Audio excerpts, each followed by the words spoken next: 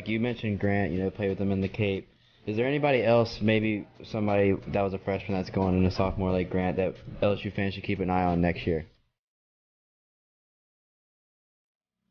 First meeting was like, yeah, we got the 6-year guys like Vittmeyer and Bianco. I'm like, bro, I'm a normal senior. he goes, are you really? And I'm like, yeah. I'm like, I swear. And he goes, no. I don't even know this one. Did you know Hideki had a huge porn collection? I'll bring it.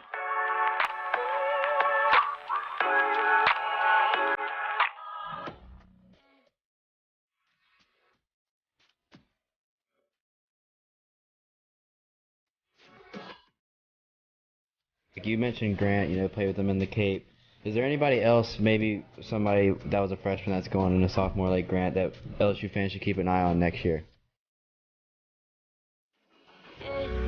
First meeting was like, yeah, we got the 6-year guys like Vittmeyer and Bianco. I'm like, bro, I'm a normal senior. he goes, are you really? And I'm like, yeah.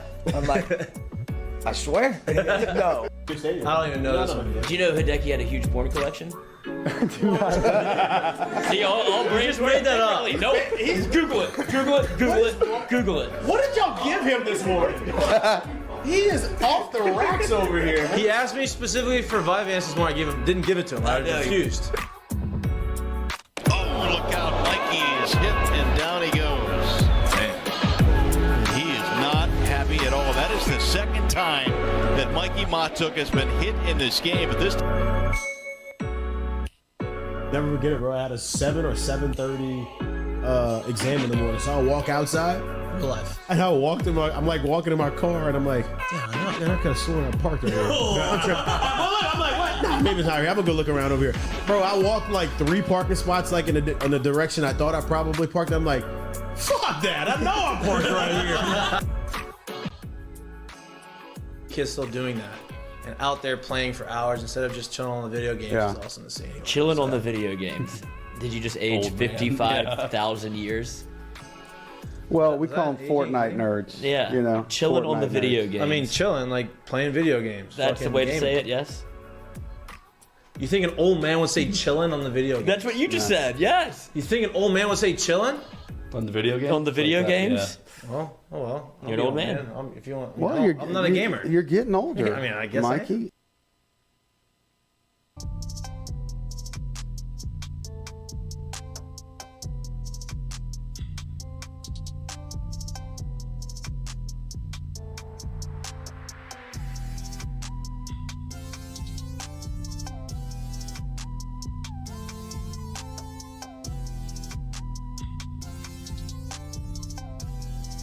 Hello, welcome back to Mik'd Up. Good evening and hello. Welcome back to Mik'd Up. Today's Wednesday, November 16th. We were brought to you by Sterling Automotive. We have an enormous show. Some may call this the revenge show. It's like a wrestling match. This is, we have had a lot of Clear the air. interactions with former players of Coach Maneri who have come on the show, who are friends with me, friends with Jared, also friends with Coach. Come in and just give their rendition of an event that may or may not have happened while they were playing under the leadership The third party and tutelage, side of it, yeah. the tutelage of Coach Paul Maneri. Well, Coach, we got to play a little golf yesterday, me and him, and it was very cold, but we got through it. It was a good round. And he said, hey, listen here. He said, this is not fair if I'm going to get you, listen to you call me irrational, and Sean giving me all these stories, and Jared laughing and not giving his 2 cents without me coming on and defending myself. So I said, why don't you come on? You come on every time you want. He said, I'm coming on Wednesday. I said, great. and I want Sean Ochinko in with me. I said, great. So I texted Sean. Sean said he's in. So 6:15. They were both, 6:15 too. 6. Sean put me on a deadline. 6:15 and 6:45. They will be in together and in studio. So that's going to be electric. That's going to be fun. Coach is not pulling any punches. He said I'm getting it. Jared's getting it. Sean, we're all getting it. So it's going to be fun. It's going to be entertaining. You can be the moderator. Exactly. You can moderate. I'm sure Coach has some words for me at some point. And you. But that's a big show. We're excited to have the show. It's a Wednesday show. We can talk a lot about. We'll talk obviously LSU football. We'll talk about some of the stuff Brian Kelly has said throughout the course of the week, and college football playoff polls came out again. LSU moved up a spot, which wasn't a surprise. I think the top 6 was as people thought. It was no change in the top 4, and then USC moves up 1, or top 5 really. And USC moves up 1, LSU moves up 1. But going through the Heineken headlines, LSU Gold, that is Floyd's new obsession. Yes. Right? So shout out to LSU and their media team for creating this program. Not program. It's be more of a Look how giddy he premier. is. It's not premier. Premium. This is premium content. This is what you pay for here. Content. Behind the scenes with Brian Kelly. Browsers, anything like this. I might have to get an account. I mean, we just couldn't wait. That was quick. Just couldn't wait. We didn't even reach the 5 minute That's the only time he yet. sees premium, isn't it? Oh my god! Damn it! That's why the smile was there. I couldn't figure it out until he said No doubt. LSU goes to number 6, but Time LSU for 44 minutes. You can give Unbelievable. the recap on the LSU Gold episodes and kind of what's your favorite and how they do it, because I have not seen it yet. I probably should get a subscription. Meeting of the I hear minds. something. You have to break them up in the hallway. I hear something. Hit them with a chair. But I probably should get it. But you can give the recap of it. I said LSU rises to number 6 in the playoff. They kind of put themselves still in striking distance to make the playoffs. Obviously, they have to win out and hopefully be impressive enough to jump Tennessee and some of the other one-loss teams. We can talk about that again. Obviously, that's talk of the town, talk of the country, talk of the college football world. Boo Corrigan. Boo. Trot him out there. Has a little look. He made a little comment about TCU, which I think is going to hold true for LSU. And he talks about how it's important that they look at the improvement week to week of the teams. Talked about how TCU's improvement of their defense last week was very notable, and that they took that into consideration. Well, I would imagine that the improvement of LSU week to week and the games that they've won since the beginning of the season would seem fruitful for LSU moving forward. But we shall see. LSU has to get through UAB, kind of a sneaky game at A&M, and then obviously the big dog in Georgia. If they beat Georgia, I feel like they're in. Defensive coordinator Matt House is up for the Broyles Award. Last coach that won the Broyles Award for us left the next year, went to the NFL. Hopefully that doesn't happen. But congratulations, he's deserving of it. Came from the NFL. He's not going back. He's here for a little while. Jaden Daniels is up for the Davey O'Brien Trophy. Not the trophy. Not the Heisman. I think the trophy is this one. Is that? Oh yeah, it is on the run. Maybe he's a little off platform. A little off balance. So you got a lot of stuff to talk about. The main event though is Coach Maneri being prepped in the kitchen right now. Yeah, look, they're talking about marinating. They're talking about Paul marinating. Did you watch any of the?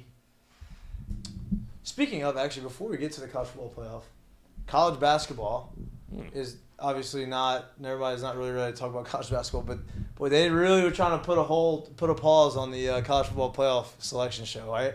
Did you not watch it? So Kentucky, Michigan State were playing on ESPN. The selection show is coming on. Kentucky gives up a backdoor dunk to tie the game to go into overtime. Kentucky, in overtime 1, gives up a backdoor dunk to go into second overtime against Michigan State. So they go to 2 overtimes to finish the game. Start like an hour Suits later. are sweating. Yeah, but they got through it. That's why Reese Davis was so ornery. He had to sit on set for an extra hour. Reese? That was going to be my fault, not my fault. I have another one in there. Reese is an Alabama guy. He showed his true colors. Reese didn't want LSU in there. Doesn't want LSU in there. I've never seen him. Did you watch it? Did you watch this? I forgot. I completely forgot about it, and I saw him talking about it after. So no, I didn't see the selection. Did you see the rankings though? Mm-hmm. Do you have any like? The one thing I did hear about the rankings, which I thought was pretty cool, Siri. She has some thoughts. They said every single one of the top 6 teams has an offensive and defensive unit ranked in the top 20, except for Tennessee. Because their defense is not in the top. Defense is 40-something. So that could be something to watch when you talk about improving teams towards the end of the year. Right. True. What stood out to me was they talk about the ACC being out of like contention of getting in the playoff. Part of me said I wouldn't be so sure, only because, and not because of Clemson. I think North Carolina has the chance to get into the top four, and only because of this. They showed. I was reading an article. I saw a comparison of numbers, right, of resumes based off of Team A and Team B.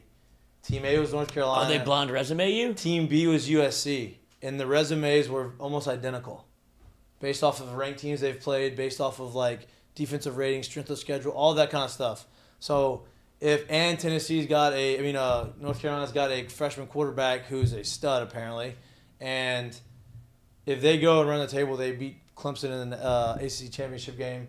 I'm not saying they're going to get in, but like they put them so far out in these rankings. I think that they can make it, if they look impressive, can make a huge jump. I don't think that, but that's just another wrinkle to what's happening. I think the committee's going to try their hardest not to put 3 SEC teams in there. I don't think that's going to happen. I think they want that. They obviously don't want that. I was thinking this. I almost texted this to you today too. I was thinking like, let's just say LSU does run the table, right? Let's just go ahead and dream. Yeah, let's go ahead and dream. Let's say they run the table. Well, they keep saying that there is no way you can put LSU above Tennessee because of what Tennessee came down here and did. Okay, that's fine. So Tennessee gets in too. Well, there's no way you can put Tennessee above Georgia because of what Georgia did to Tennessee. So if they were to get in, hypothetically speaking, I really think they would have the easiest path to the championship. Who? LSU would, because they would come in as a 4. If one of those Big 12, Big 10 teams stays at the top. All 3 of them are in. Yes, exactly. If all 3 of them got in, and one of those in Ohio State or Michigan stays in, I would rather play Michigan, I think, than Ohio State. Either way. But I mean, yeah, right. I mean, what do you? I damn I sure just don't see them putting in 3.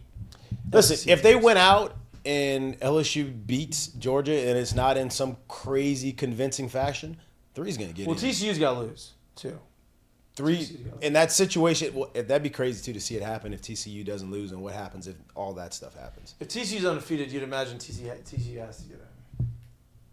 I mean, you would have to.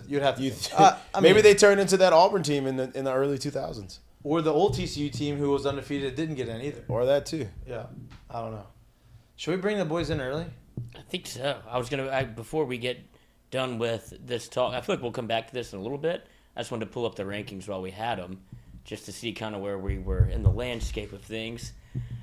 And for the LSU fans too, that Florida State loss doesn't look so bad. Doesn't look terrible. Doesn't look so bad these days, does it? Florida State will be a top 15 team. They'll be 9-3, top 15 in the country. When it's all said and done. I guess TCU is your biggest bugaboo, right? That's it. They have to lose. They're playing Baylor this week, and they play Iowa State the next week. And then they have a Big 12 championship. Baylor and who? Oh, they do have a Big 12. They Baylor did change and that. Iowa State. Oh, Iowa State Big 12 championship game, which will be probably against Kansas State, who they lost to. I mean, who they beat. Yeah, so, but that's when you get into the conversation of which holds more weight. Even if TCU is undefeated, wins their Big 12 championship, do they still think that they get it over an 2-loss SEC champion? That's the thing, is like you have to imagine that. Yeah, I mean, undefeated versus 2 losses, but then it goes into strength of schedule. And what have you done for me lately? If LSU, we really need Dave to pull through here this weekend. I don't think that's happening, bro. I'm just telling y'all, be straight honest. If LSU wins an SEC championship, they're in too. There's no way they're not in. I agree. There's no way. I'm glad I'm not on the committee. I'm glad. It would be the first time, right, that an First SEC time. champion has not gotten into the college football playoff. Yep. And First 2-loss team ever. that's the LSU was the catch first 22 team. of That's it if they're all. in. Did it before. Yeah. And Done it then before. there's a world where I view it as they've been kowtowing for the playoff to expand, and if you leave out an SEC champion, This is like that's when you get Or a no. tinfoil I hat. don't, but I don't really think so. And look, I just keep saying this. I think that argument it holds up both ways though. Like we've seen through the tale of time that like the SEC champion is a strong contender in this thing. So it's in that sense alone, for me, it's hard to think that an SEC championship team will be left out. But if you have an undefeated team left out, that's where you say, hey, this thing's got to expand. Yeah, right. It's got to expand. That's to me. That's how I see it. Yeah, it's gonna be interesting. gonna be. I hope for total chaos. LSU can only hope for total chaos because the more chaos that happens, the better it is for LSU. Yeah, until it's too much chaos. Right. I guess. Agreed. They don't need total chaos. They need to just control their destiny, and I'm pretty sure they'll be fine. Okay. I'm pretty confident they'll be fine If you're not if they sitting just there at win. 13 with one loss. They're not jumping anybody. Like LSU would get in before North Carolina. Listen, if it all stays the same, they'll never jump anyone. I'm saying if it were to happen where people will start to lose, right, where there was some chaos up at the top, and they go ahead and they win. You see what I'm saying? Oh, we're ignoring the obvious too. Now that I look at it, there's no way they let in a one loss. This is where your TCU can go undefeated. LSU's second avenue is Ohio State plays Michigan. One of those two, loser leaves town. They're out. Yeah, loser leaves town game. Yeah, we knew that, right? So that's a third spot, which would put Tennessee at the fourth spot if nothing else changes. I mean, I had this conversation with my friend yesterday. In your head, if everything's created equal, there's no divisions, there's no SEC, ACC, Pac-12, doesn't matter where you're from. The three best teams are in the SEC would be Georgia, LSU, Tennessee. That should get in. But they have to play this politics game of can't have them all from one conference. Right. It's like, well, do we want the best teams in, or do we want to placate to national audiences? And that's where you also get into the expanded at this point too. I'm gonna be conversation. honest with you. If that's how the question goes, like if it were to be that, I'm just being completely honest. Alabama would have a huge, they'd have something huge to sit on too, like, and that's just what it is. Like it's crazy, but they can't do that. They won't do that. But 3's a real possibility this year. Wild. All right. We're going to take a break. We're going to get them situated. We're going to get them set up, put the boxing gloves on. We'll figure this thing out. Check the mouthpiece. Yep. You're watching Mik'd Up, brought to you by Sterling Automotive. We'll be back in 1 minute with Coach Maneri and Sean Ochinko, both in studio, going story for story. Bar for bar, word for word. All right. Everybody We'll be back. 313.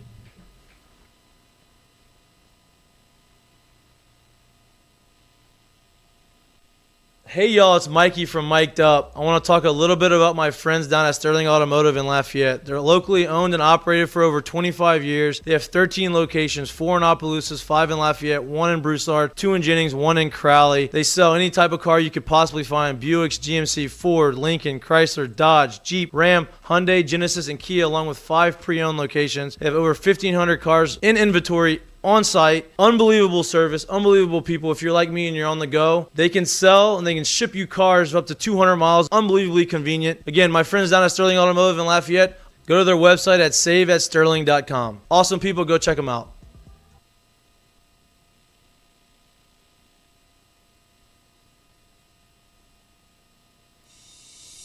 Today's show is brought to you by Dos Equis. Here in Louisiana, we like to have a great time. If you're looking to be the life of the tailgate, check out Dos Equis mini kegs. Hold 16 beers, easy to tap, easy to pour, easy to chill. Check it out. Become a life of the party. You're welcome.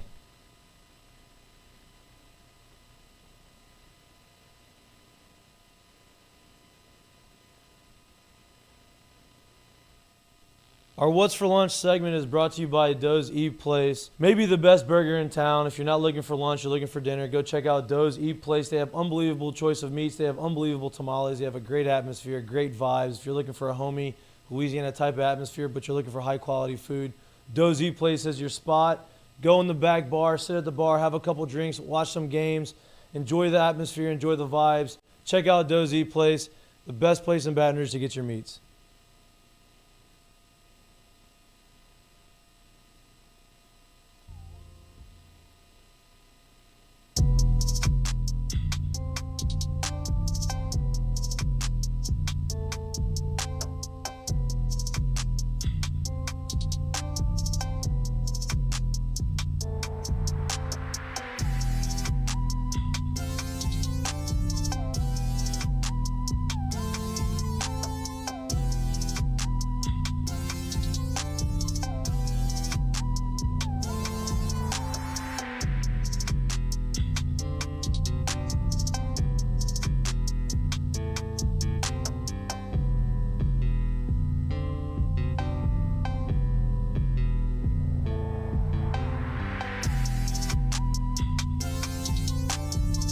Welcome back to Mik'd Up.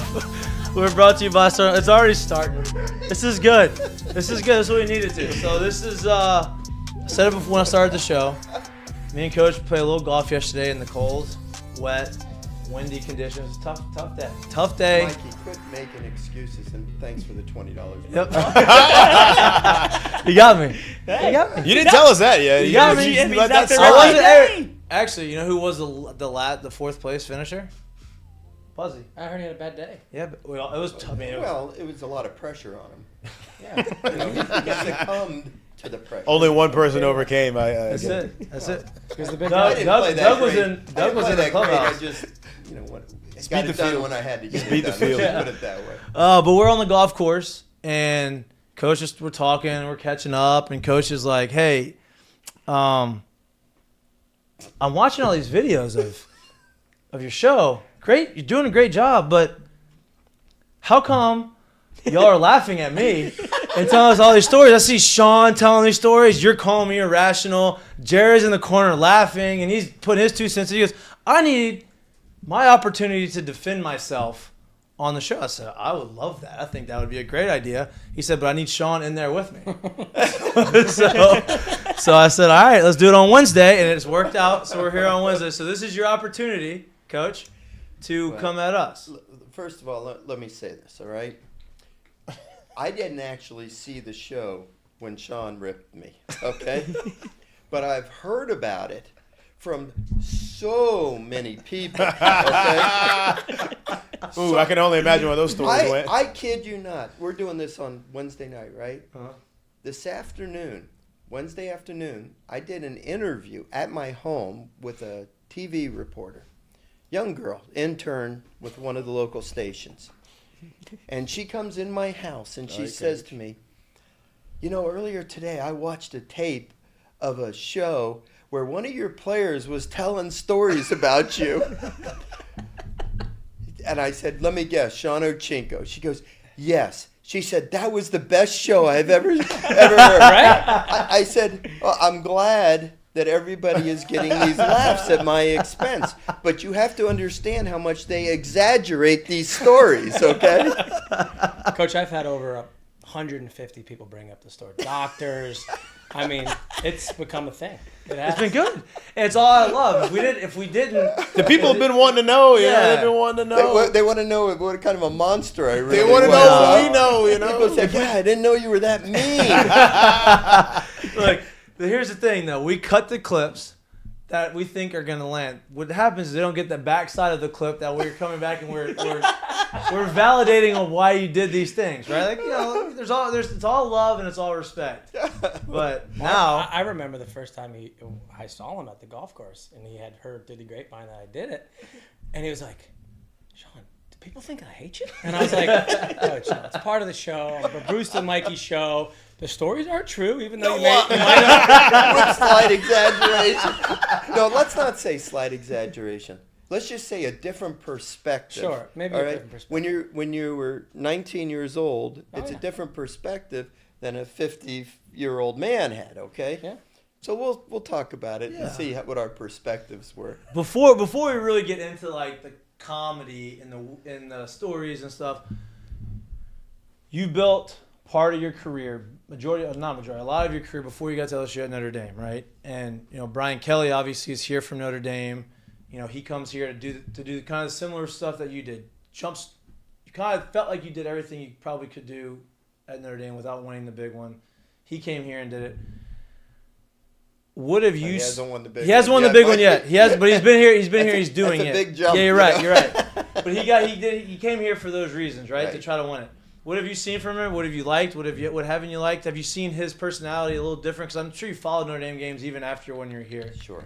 Well, you know, Mikey, a lot of people have asked me, you know, if I knew him and so forth.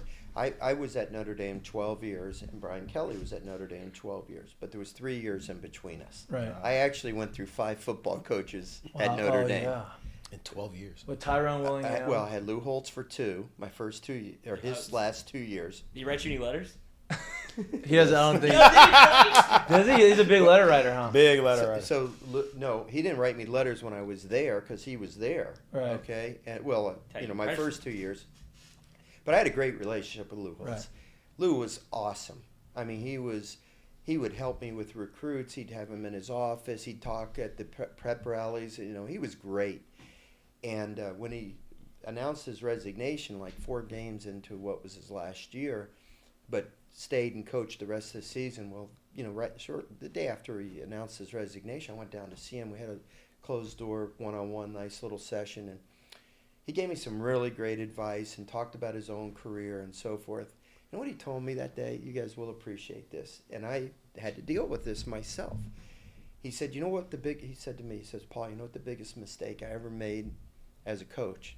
He said, after we won it all in 1988, he said, I stopped trying to get better. And I said, what do you mean by that? I said, you know, in 93, you almost won the national championship again. Remember when they beat Florida State, when both teams were undefeated going into game 11 or 10? Yep. And then they got beat by Boston College, and Florida State ended up getting the national championship. It wasn't determined on the field in those days. It was a poll thing. He said, I felt like I was holding on to a bar and my fingers were slipping all the time. I was just trying to keep it at the same level. He said, when you win it all, how do you get better? Right. He said, and I didn't think about that. How do I get better? And he goes, I just felt like I was holding on barely. Huh. Well, we won it all in 2009, and I remembered him saying this to me.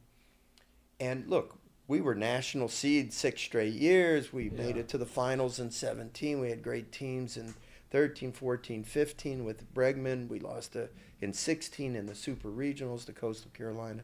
Went on to win the championship. It wasn't like we became terrible. Okay, we were right there fighting for it all. And I always struggled with what he was saying to me. How do you get better? Well, after it was all over, I realized that there are certain things that you can do to keep them fresh. Like, remember the meetings we used to have the first week of the fall? I did those meetings the same for the next 10 years. It was important stuff because we were laying the foundation for how we were going to run the program. Used to make Jared stand up in the back when he'd fall asleep. Remember that? Yeah. I remember that very well. Thanks for taking away my ammo already. First off, those were the spring meetings. I wasn't there in the fall. Okay. So, but the point is, I could have done that in a different way. Right. You know, and I would have felt like maybe we were still improving. But anyway, the bottom line is I had Lou for 2 years. Then we had Bob Davey for 5. Oh, I forgot about Bob. And then we had George O'Leary for 2 weeks. Remember, he had falsified his resume. Wow. And then Ty Willingham came in, who I loved, and convinced me to let Jeff Samardzija play baseball. Normally, the football coach is trying to not let a guy play, you know. Right. But I was lucky with Les, and I was lucky with Ty. And then Charlie Weiss. So I had 5 coaches while I was there. Well, anyway, I never even met Brian Kelly. I followed their program, of course, because my son and daughter both graduated from Notre Dame. My daughter was the captain of the cheerleading squad while I was down here at LSU. And the thing that struck me about Brian Kelly, if you go back and look at his resume, he's won everywhere he's been. And I really felt strongly he would win here. Yeah. I didn't know how quickly he would because, you know, he only had 38 scholarship players or whatever. But he's done a remarkable job this year. He's got a great staff, and I bet you would have made a lot of money if you'd have bet they were going to win the SEC West this year. I don't even know if they had those odds. I'm sure they did, but it would be astronomical. Somebody had to have done it. But, you know, going from just being competitive to winning the national championship, I mean, that's a big hurdle, you know. And I think I think that's what happened to him at Notre Dame. You know, when he took the program over, they were kind of in the doldrums there, and he made them really good, but they just couldn't quite beat Alabama, Clemson. You know, they were a top 10, top 15 team all the time, but to beat the big ones, you know, that takes something special. And I think he felt that he could have a better chance to do that here. I mean, his first matchup with Nick Saban at LSU. Yeah, he won obviously, and you know he'd be the first one to probably admit, like, hey, we're not where. I mean, he has admitted it. We're not where we want to be, but we're a lot further along than I think anybody thought we would be. You know, and just about buy-in and things. And you know that is. If you don't have the guys to buy in, you know, you have no chance of winning. You can be as good as you can be, right? And well, part of the buy-in is you know getting a new bat or. I think one of the things, Mikey, that he's really done, from what I understand, talking to people that are in the know, so to speak, is there's a lot of discipline in the program, a lot of accountability by the players. And if you guys think back to what it was like, well, of course you didn't have anything to compare it to because I inherited you guys as freshmen. I didn't recruit either of you, but you were the only coach I had at LSU, head coach. But the program, prior to that, had a few discipline issues that we addressed that first fall, I think, Sean. Jared was still in football, so he didn't have the Coach, I hear stories about that first fall all the time. They say It was Navy SEAL training. Yeah. It was Navy SEAL. It was. Because in 2009, like if our shower shoes were offline, center just a little bit, we're running. And Sean's like, man, if you think that's bad, you should have been here 2 years ago. I'll be 85 in the hospital before I die. I will remember the first fall at LSU with Coach Maneri, the running, the discipline. I remember calling my dad 2 weeks in, and I'm thinking, Dad, I thought this was like baseball, go to the bars a little bit, go to school a little bit. A couple beers. This is like every day my eyes open up and my feet hit the ground, I know I'm either going to throw up or I'm going to dry heave every single day. Was it my fault you weren't in good enough shape to handle it? I mean, I was a freshman. I didn't know what to expect, and I know, things were a little bit of a mess, but it was stadiums. It was not just the stadiums, but underneath the stadium, the ramps, right? The levees. I mean, they used to call them bow and arrows where you run the outside warning track and then across. Don't talk about the up downs and the pencil rolls and the bear crawls that were just all the time. The best is I forgot what happened. It was something bad. And Coach came in and before practice even started, we're like doing our early work. Before the balls are still in the outfield, everybody on me, up. And I'm like, oh no, what happened? And somebody did something, and we had the tiger circle, the pit, right? And the guy has to get in the middle. He said, Truck, 100 up downs. Truck goes, Coach, 100 up downs. He says, yes. Is that a lot? he goes, well, if you want them to practice today, we probably should. 100. 100 ain't gonna cut it. Day's over if they He do said 100. 100. I was like, oh my, it was my freshman. 100 up downs? No way I'm gonna be able to do 100 up downs. Coach was like, we'll do 50, and then we'll do 50 after practice. Oh, it was different back then, man. It was needed. Yeah. But I mean, it was like, I couldn't do that now. I couldn't last one day now doing that. Yes, you could. I mean, I remember bear crawling at U-High because the field was something going off the field to where I'm bear crawling at U-High, throwing up, and Godwin's like, how bad do you want to go to Omaha? And I'm like, I guess bad. Like, this is tough, So, it wasn't that bad. But it was needed. He's like, this is coming back. It was needed. You had to instill some discipline that. We had to find out who really cared. Right. Who. Listen. Let's face it. Okay. Let's go all the way back to the skip days. All right. I mean, I know for a fact that the baseball team had a reputation of winning big on the field and partying hard off the field. Okay, I knew that, right? And I just felt somewhere along the line, the program still partied hard, but forgot the winning part. Right. The important part. And I was okay. Well, I was pretty okay with you guys having a good time being I will college say, you made kids, sure they okay? said, hey, when you get here, I want you to be able to enjoy your college experience, but understand this is your first program. Right? And, just enjoy your college experience, but that doesn't mean you drink and drive. It doesn't mean you treat ladies with disrespect. There were guidelines to what was acceptable behavior, okay?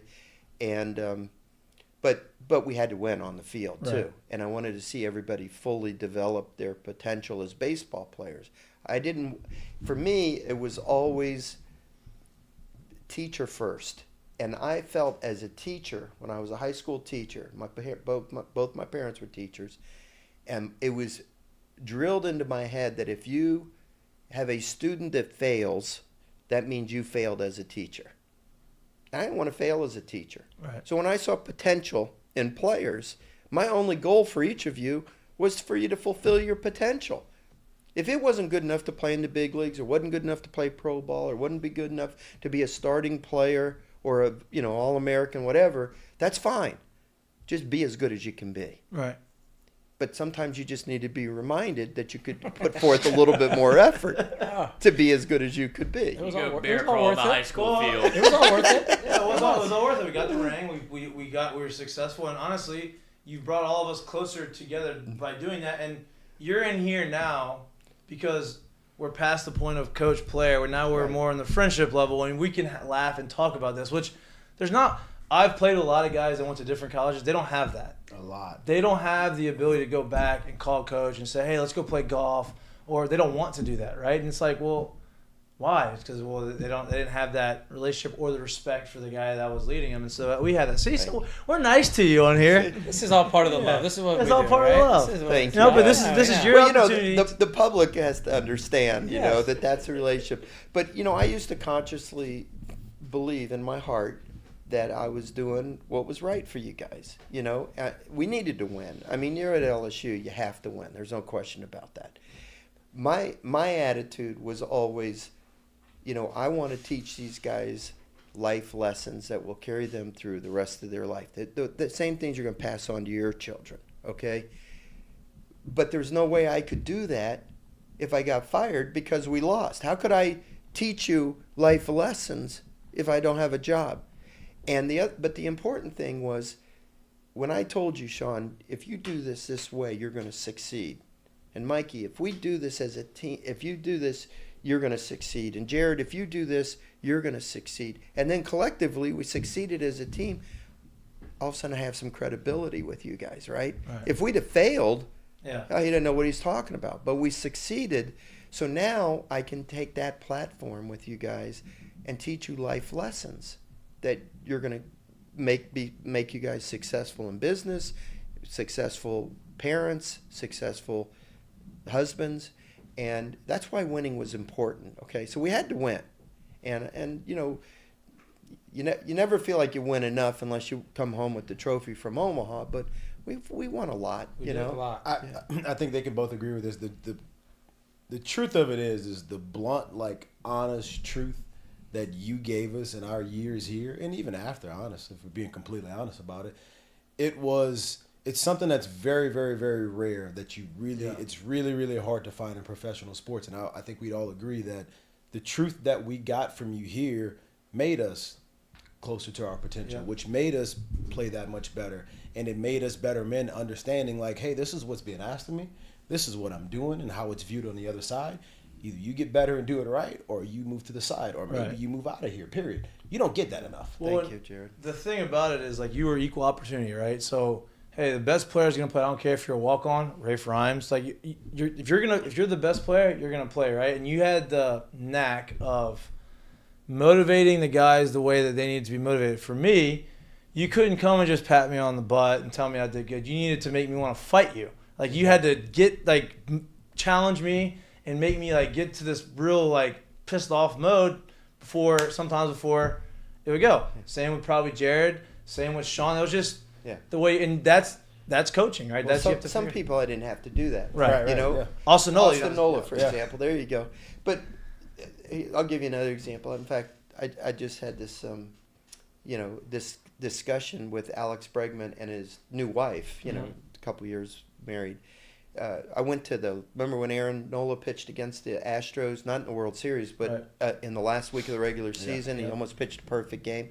So Karen and I went over for the game. We had dinner with Bregman after the game. We were supposed to have lunch with Aaron Nola the next afternoon, but I think the celebration the night before gave him a little bit of the Houston flu, if you know what I mean. So we decided to put that off. But after the game, Bregman picked Karen and I up and we went and had dinner together. And I was telling his wife this story, how Bregman came to me one day and he says, "How come you don't get on me like you do all the other players?" I said, "Well, what the hell am I going to get on you about? You're better than everybody. You work harder than everybody. You're at the stadium at 10 o'clock at night with the lights on. You care as much as anybody or more than anybody. What do you want me to get on you about?" He says, "Yeah, but I play better when you poke me like a bear, you know." So I said, "Okay, I'll work on it. I'll find something." So one day he goes out there and he makes this tremendous play at shortstop to end the inning. Comes off the field with the team. He's over at the bat rack at the end of the inning getting ready to hit, and he says to me, "Hey, how'd you like that play?" I said, "It was a pretty good play, But I've seen Nola make a lot better plays than that. Oh, I'm sure you love that. Well, listen, I hope you guys always realize that when I was challenging you, even though you might have thought I was irrational, there was some method behind my madness. Okay, there was reasoning behind my madness, and I'll be happy to address some of the accusations. We would love that. But I hope you all realize that it was always done with a loving heart, okay? And my only intention was to see you fulfill your potential. One of the greatest bits of advice I always remembered was from the great manager, Tommy Lasorda, who you guys know I was very close to. And one day in my car, we're driving from the hotel to the baseball stadium in Colorado, and he says to me, he's in the passenger seat, and I'm driving him to the field, and he said to me, Paul, managing is like holding a dove in your hands. You squeeze it too tight, you kill it. You hold it too loose, it flies away. Just having just the right amount of pressure there is how you get the most out of your players. So what I always felt was there was times to challenge you, there was times to let you know that you could do better, but I don't think any of the three of you in this room ever doubted how much I believed in you, trusted you, And you were never short of and had compliments confidence in you. or when things were going good. No, definitely. No, except when my freshman year, and he pulls me off to the side, Auburn game, and he says, "Hey, can you bunt?" I said, "Yeah, I got this." I hadn't bunted yet this year. He goes, "I got it." So I'm thinking I'm about to go bunt, and he goes, "Mikey, come back here. Chris, go in the game." He pinch bunt for me, put McGee in the bunt, got the bunt down. Next guy got McGee was a good bunter. And do you know why I did that? What was that? Because when you answered me, you didn't answer me with confidence in yourself. If you would have said, "Hell yeah, I can bunt. Whatever you need me to do, I'm going to do it." You gave me that, "Well, yeah, I think I can. Yeah, sure." Get out. Hey, Beat it. McGee, get over here. Your day's over. Hey, do you remember what I don't know if I started doing this before or after you guys left, but the biggest challenge I always had with the position players at LSU was teaching them how to bunt. Oh, yeah. Because all of you were the best players from where you came from. You were the best player on your team. You might have been the best player in the city. You might have been the best player in the state, right? Well, what high school coach is going to have you bunt? So the players we recruited at LSU, they come to LSU with no idea how to bunt. So, all right, nobody bunted less than Coach Maneri, right? We were dead last in the SEC every year in sacrifice bunts. Right, unless you're Mike Hollander. So well, that was just part of his game. It was part of his game. Yeah, right, okay? right. Chris McGee is part of his game. Buzzy, Buzzy was a glue guy. But I used to tell the position players the day we'd teach you how to bunt, right? All right, I'm going to teach you how to listen. I'm going to teach you how to bunt. We're going to practice it more and use it less than any team in the country. But the reason I want you to learn to bunt is 3 reasons. Number 1, I want to see who's coachable. I want to see who's going to do something they're uncomfortable doing, but are willing to learn, and that means that they're going to be coachable in almost every aspect of the game. Number 2, there might be a time when we need it in a game. I always tell this story about Micah Gibbs. Didn't have a sacrifice bunt his entire season in 2009, okay? What happens, Mikey, after you hit the double to drive in Jared to give us the lead in the 6th inning, okay? You were at second base. Micah was up after you. He puts the bunt down. Workman fields the ball. Micah hustles to first base. The throw's high, pulls the runner off the bag. A couple batters later, Shemp gets hit by a pitch. Dean gets hit by a pitch with the bases loaded, scores a run. Sean gets a 2-run single. We break the game open, win the national championship. So you never know when you might need the bunt, right? Right. And the third reason is, I tell my players, the big league manager is no different than me. He wants to win the game that day. If he tells you to bunt, you got to get the bunt down. And selfishly, when you don't get the bunt down, I don't want that manager turning around saying, "Where the hell did this guy play college ball? He can't even bunt." And I didn't want somebody saying, "LSU." We bunted a lot. We practiced We it did. a lot. Practiced a lot and practiced it a used lot, it yeah.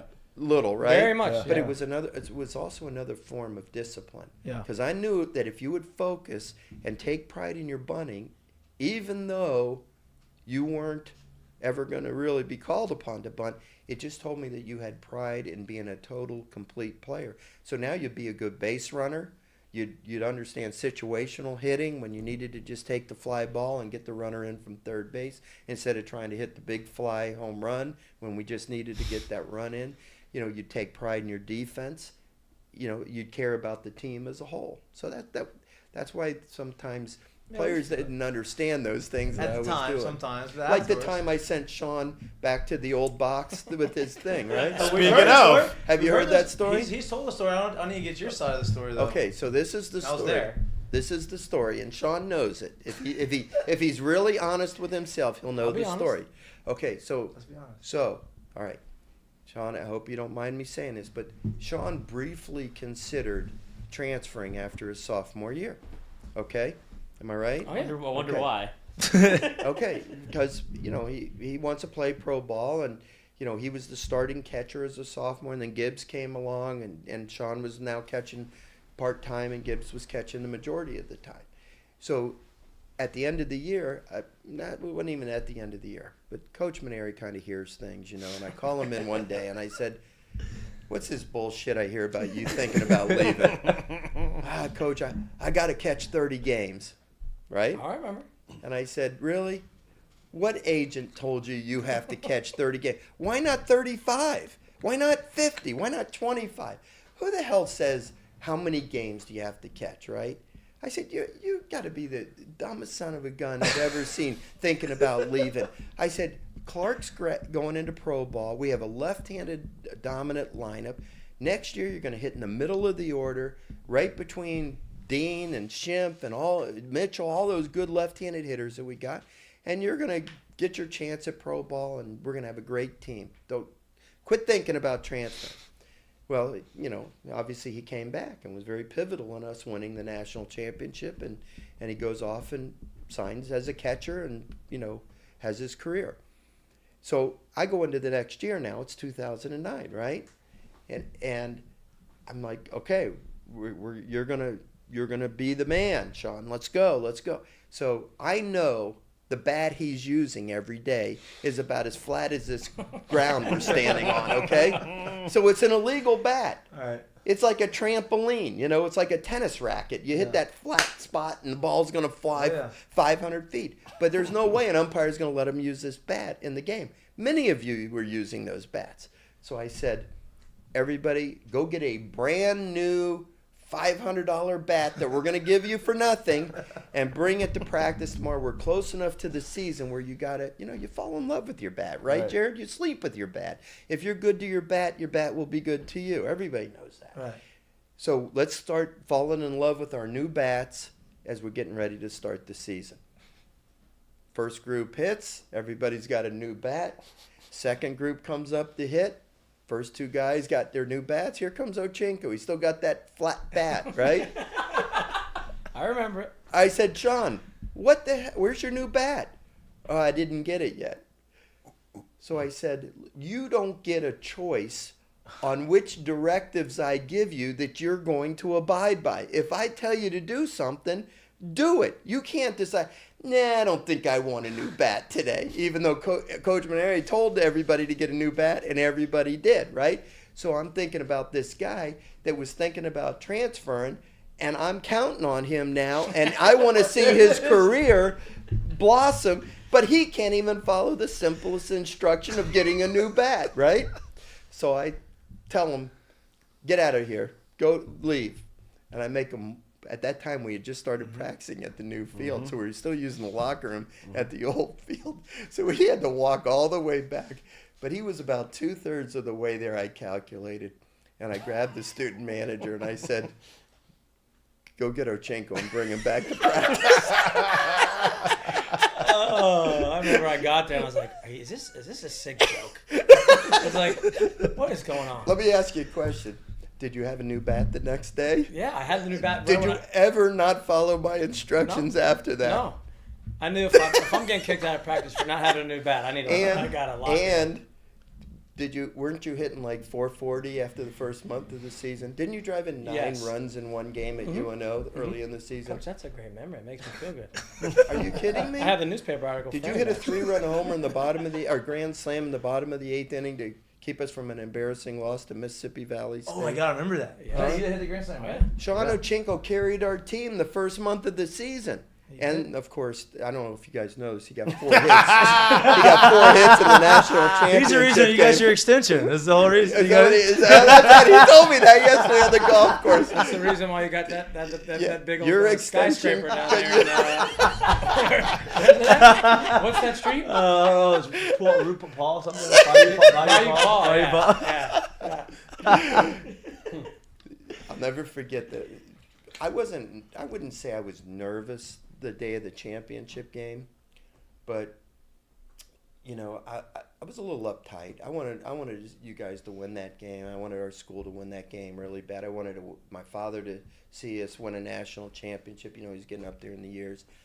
And I woke up that morning, and Mitch was so hot at the tournament, at the World Series.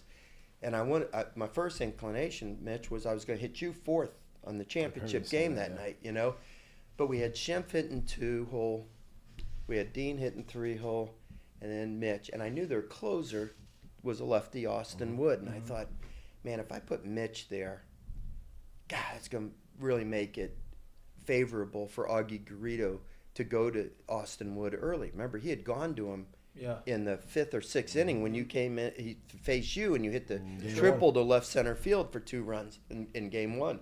So I thought, I can't do that. Even though Mitch was so hot and I knew he could do it, but if they didn't have the left-handed closer, I would have hit him 4th. But I knew Ochinko killed lefties. I mean, you probably hit, 320 in your career? You must have hit 800 against lefties, okay? And, am I right about that? Oh, no, yeah, I hit him the whole career. So I said, man, I don't even think you had started the game the night before, did you? I played Leon, didn't I? Faced Youngman. Yeah, and then he shoved it. Yeah, so it was obviously a bad move not having you in there. Okay. That fueled the fire. Yeah, it fueled it a little bit. So the next morning, I'm like, I'm going with Ochinko in the 4-hole. So I went up to Sean at lunch and I said, "What'd you think if I hit you 4-hole tonight?" And he looked me right in the eye, unlike you did when I asked you if you could bunt. Okay, he looked me right in the eye and he said, "I've been waiting my whole life for this. You put me in that 4-hole, I'll make a difference." 4 hits? I remember I walked away and I was getting my food and I was like, "Oh fuck, I better play good." Got my plate and I'm like, "Boy, I just Sean, threw it out there." I have to tell another story about Sean. Okay? Perfect. So it's earlier in the season. We're at Arkansas. I don't know if you remember this one. Friday night, we got Renato against Dallas Keuchel. We're number 1 in the country, but they're leading the SEC West by a game over us. How can you be number 1 in the country, number 2 in your division, right? So big matchup, Keuchel against Renato. Rained out. Remember that? Rained out. We got to play a doubleheader the next day. So game 1, Keuchel shoves. Renato gives up a couple of home runs. We get beat fairly handily in game 1. Wasn't Renato's best game, right? So now we got to play 45 minutes later, game 2. And the coach from Arkansas had already told me who they were starting, and it was a left-handed pitcher, right? So I'm putting the lineup together, right? Bill Franquez comes up to that locker room up the stairs at Arkansas where we would sit, and I'm writing out the lineup. He comes up and tells me, "Hey, Van Horn has changed the starting pitcher for game 2. He's going to start TJ Forrest." Are we okay? Yeah, we're good. We're good. Okay. I don't know what he's doing. So he says he's starting TJ Forrest. Where you guys remember TJ was your teammate as a freshman at LSU. Left after his freshman year because he wanted to sign professionally, went to a junior college. Well, he ends up at Arkansas instead. And I'm thinking, this son of a gun is going to pitch our Benedict Arnold, right, against us. Oh, we got to win this game, right? Like, I never wanted to win a game more in my life. Right. Well, fortunately, we had Coleman pitching for us. And Coleman, was awesome. He ends up pitching a 2-hit shutout in the game, and we win 4-0. But here it is, leading off the game. LeMahieu gets a base hit. First pitch, hit and run with Shemp, triple in the gap. We're up 1-0. Okay, Blake Dean comes up, base hit to right. We're up 2-0. Mitch comes up. I think it was you, Mitch. Base hit. Dean goes first to third. We got first and third. Ochinko's in the on-deck circle. And I call him over before he goes up to the plate. And I said, Sean, come here. He goes, yeah, coach. He's thinking I'm going to, tell him how the guy's going to be pitching him or whatever. I said, drive in this run from third base or don't come back to the dugout. Am I right? Yeah, and I was like, Jesus Christ. And at that point, there were 10,000 people there. I'm already a little, I'm trying to stay relaxed, Oh, I remember. He hits a sacrifice fly. He comes back to the dugout, puts his helmet. He looks at me and goes, God, you made me so nervous. I said, hey, you drove in the run, didn't you? It worked out. He tells a story, and this is one of my favorite stories. You've heard it. We used to have we actually probably should start doing the Rufino's dinner again, or a dinner somewhere. We used to have the big dinner. We used to always tell stories. He used to tell about the 5 beer story, right? So this is your chance to go and set the record straight and talk about the 5 beers. Also, part of that 5 beer story that nobody talks about is Chad Jones ratting him out. Yeah, and Chad Jones was Chad the one threw him under the bus. But you loved every part of that. Yeah. Well, no, he didn't really throw him under the bus, did he? I don't recall the story as well as you guys do. I just remember, if I'm not mistaken, was that the morning that one of your teammates was late coming out to the field? It was practice, yes. Oh, it was practice? Yeah, no, it wasn't a game day? Oh, that was South Carolina. That was South Carolina. That's when you made me run for drinking when I didn't ever drink in college. That day. So that day, what happened was one of your teammates, who remain nameless. No, I didn't say I want to say it. Don't throw the kid under the bus. Okay. No last name. So I'm in the team's out stretching. I started stretching 10 minutes ago, and I go through the locker room, and guys in the locker room. What are you doing in here? Well, you could tell he was still hammered. All right. So I sent him home. And I go out to the field, and I called everybody up. Because it was supposed to be a rain out, right? That was the whole deal. The South Carolina game was supposed to be a 100% chance of rain on Sunday. No chance of us playing. We had won the first 2 games of the series. Those were games 3 and 4 of our 23-game winning streak, okay? South Carolina, we couldn't beat South Carolina. When I took over here, South Carolina had a 8-game winning streak against LSU. My first year, we went to South Carolina. We lost the first game. Remember, you caught Jared Bradford in game 2, and Bradford beat him, and you bruised your hand up real bad. Okay. Sarge Fry, yeah. But we broke the 9-game losing streak to them. They were loaded. They had Justin Smoke and Darnell and all these guys. The shortstop was a real good Reese Havens. Disher, yeah, Disher, who hit the ball harder than anybody I ever saw in my life. Yeah. So we're playing. All right. So, we went on Tuesday, went on Wednesday. We beat them Friday night. Blasted them Friday night, win Saturday. That was the first game we wore the gold jerseys on Saturday, because as I'm driving to the field, I'm saying to myself, we never lose in those gold jerseys that we wear on Sundays. Man, we're not going to play tomorrow because it's going to rain. I'm not going to wait and wear the gold jerseys tomorrow. Let's wear the gold jerseys today. See if it gives us a little jolt, right? So I called the guys up and said, hey, I don't know if we're going to play tomorrow. We're going to wear the gold jerseys today. We never lose in the gold jerseys. Let's go kick their butts. Well, we did. Well, then sidebar to the story too, just so you know. Everyone knew. You had told us, and everyone knew it was torrential downpour the night. Right. Well, so we were all like, there wasn't a win. We have to win so we can have a great weekend. Oh, see. So this was the thought process in the locker room was that was where it was. So go ahead. Okay, I didn't know that part. Well, anyway, we win. Well, the next day this kid shows up in the locker room late. I go out to the field and I'm like, so and so, who the hell was with them? Who else was out there drinking all night? Who else doesn't want to play today? So a few hands go up. I was out drinking. All right, get on the warning track. I think I gave you a choice. You could play. Go run and still play, or not run and you can sit out the game. Right. If they're not give a choice, I'll run. So you guys are out there on the warning track. None of you took batting practice before the game. We were dodging balls. Yeah. The whole time, yeah. Ray Tanner walks over to me, the South Carolina coach, now the athletic director. He goes, hey, what's going on? Sidebar, we're in the outfield. We get to the other side one time in Whit Merrifield, and Jackie Bradley were like, hey, what are y'all doing? Because we knew him kind of decent. What are y'all doing? We're like, we were out last night, so we got to run. Oh, shit. Yeah, we got to run. They're like, Dodging balls. what? I'm like, yeah, that's real. Y'all won. We just kept running. I won the game now.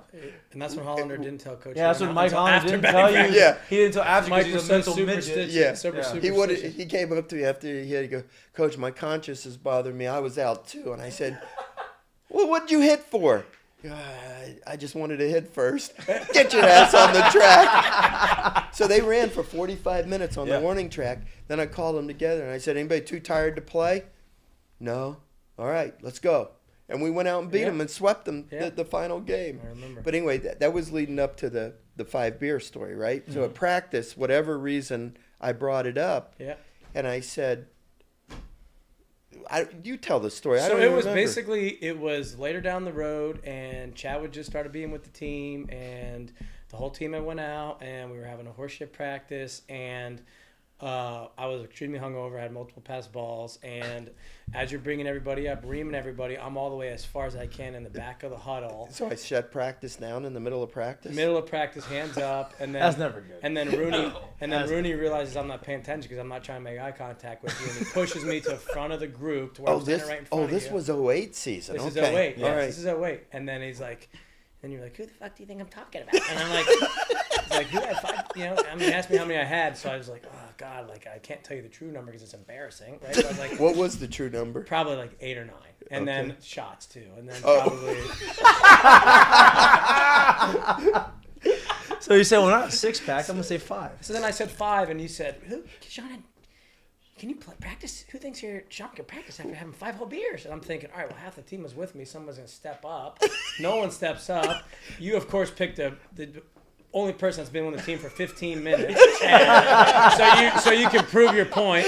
Chad says, Ochinko can't practice today, and I'm like, oh my god, are you kidding me? And then that was it. So.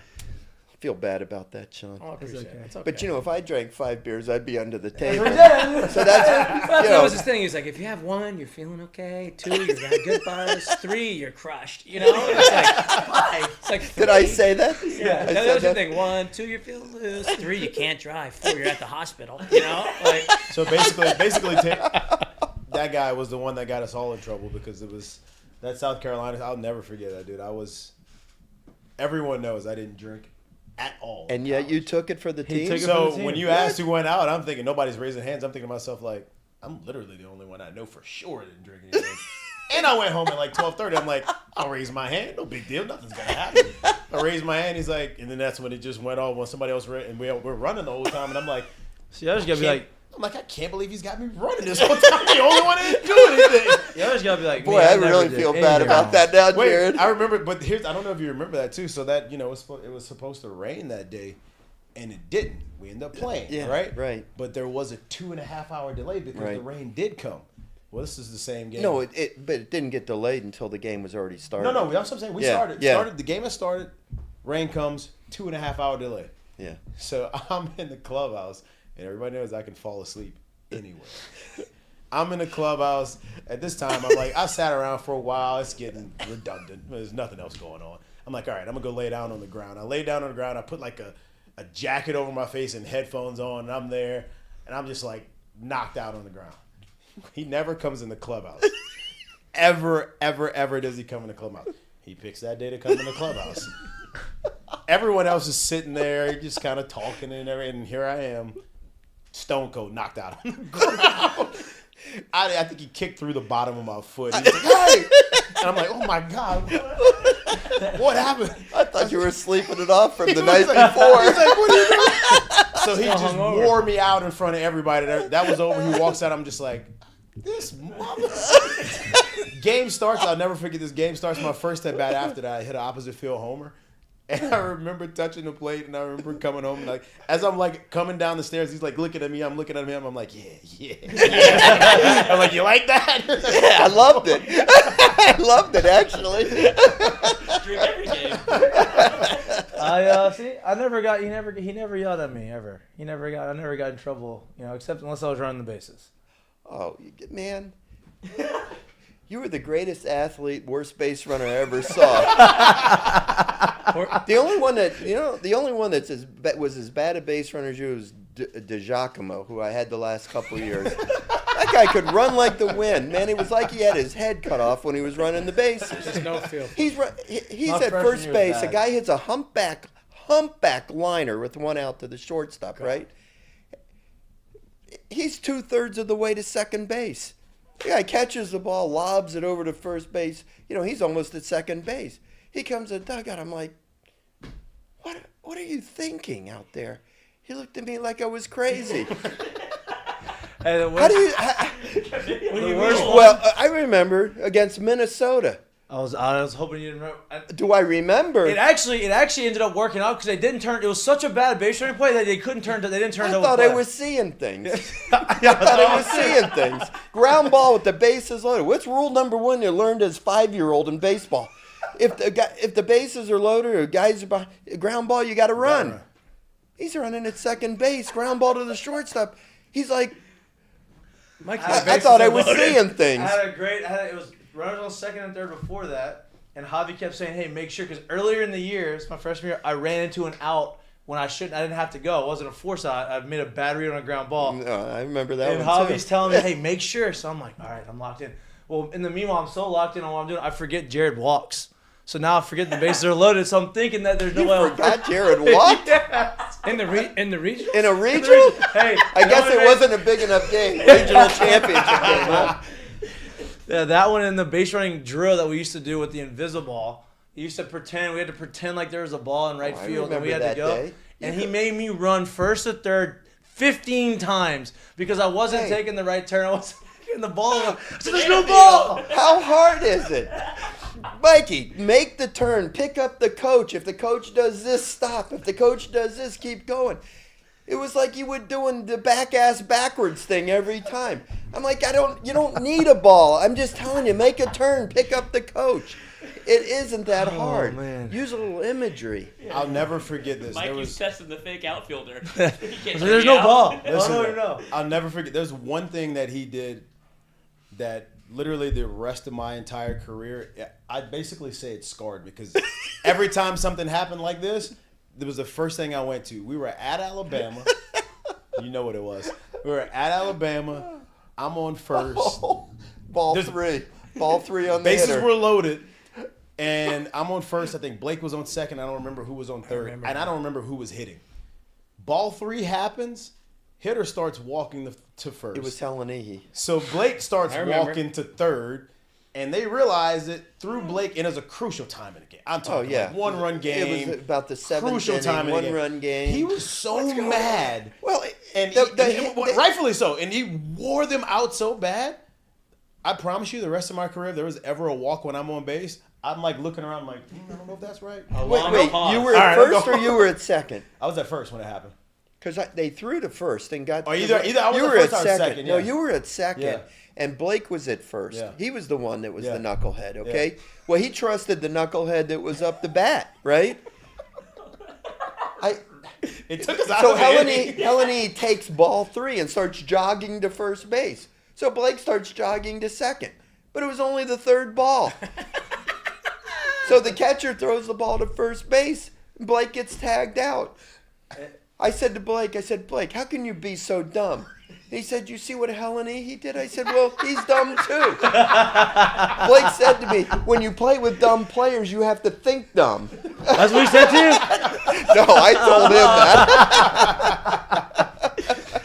My favorite is when you used to go, he talked about this, we used to go down the line, like whenever things would just happen, boiling point, and then all of a sudden it was like a sloppy game. Coach is a build-up guy. He lets it go, followed by a sloppy game, followed by a sloppy game. Come on. Then we get the Nothing lineup. wrong with it. You get the lineup, and then everybody gets it. Equal opportunity. Like You come down the line. Yeah. In the story he tells in 2008 is when Blake Dean was hitting like 350 with like 20 homers. Yeah. And you go down the line. You said, what do you say? So he was just going down the line, and it's You I'm hit a going to ball. send you back to New Orleans Go Day. Matt Clark, king of the solo homer. Oh, I remember that day. Right? And then he gets the D, and you're like, just keep doing what you're doing. You remember that? You did it to us Okay. in 2010. Well, we had just come off getting swept at Tennessee in the opening SEC weekend of the year, and we had left a small army in scoring position the whole weekend, right? So I said, okay, we're going to do this drill. I want the players to get the sensation, the positive sensation of driving home a runner. So we put a runner at third base.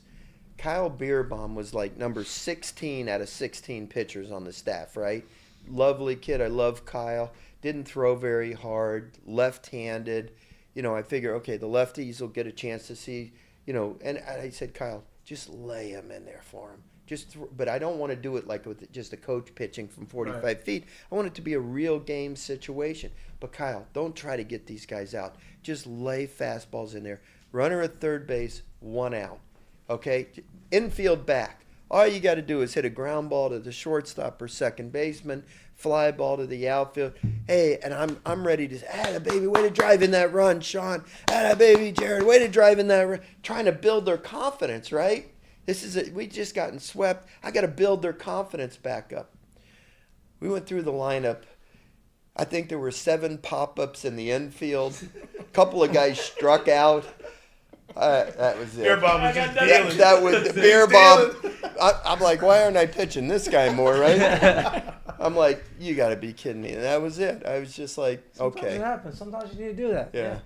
Sean, Yeah. I know. I remember I'm catching Hollander Pastor was Deadline. first. What? No. Hollander was Okay. first. All right. But Matt Clark, who I love dearly, He turned it on after that. I though. think at that point in the season, not that point in the season, but later on in the season, I guess, because that was like the second weekend of the SEC schedule. But there was one point he had, like, in the conference play, 6 home runs and 7 RBIs. Now he's your cleanup hitter. Right. 6 home runs, 7 RBIs, really? I remember. So I told him, hey, you're the king of the solo home run. I think I might have added something else, right? Yeah, you did. Oh, yeah. A couple other things. What did I say? Didn't I say something about him Oh, the big king of the solo. crapping down his leg or No, something? that was Georgia's series. That was. Oh, that was a different. Yeah, that was one. Okay. George's. Coach All right. discriminating himself. Oh, it's Hey, we came back in after Well, in 2000. Oh, go ahead. Well, this is the point, Mikey. Okay. Solo homers. Look, I know it's hard to hit a home run. Okay, I couldn't hit a home run, but a pitcher, how's he gonna? 2 outs, nobody on beat. He's winning by 3. What's he gonna do? Lay him in there. He don't want to walk you, right? So you're gonna get a crippled pitch. Gonna turn and burn, right? Yeah. Okay. What happens when they put the runner at third base with 1 out and it's a 1-run game? He's not gonna lay a fastball for you right down the middle. So you have to show that you can hit a ball the other way, that you can, be smart and put a pitch in play before you get to 2 strikes. Don't expect them just to lay one in. Oh, I'm just going to lay one in there because I don't want to walk you. No, he's going to try to strike you out. So it takes a little something extra because he's bearing down. You got to meet that challenge, right? It's like a running back on the goal. It's not the same trying to get 1 yard at midfield as it is on the goal line. It's something a little extra out of you. It works. You did it to us. Well, Plenty of when did I do it to you? 2010. This is when we're in the middle of our bad. Not seven. after the game we lost at Tulane. Yep. Oh, yeah. Coach gets on the bus and doesn't say a word to us. And I'm like, oh no.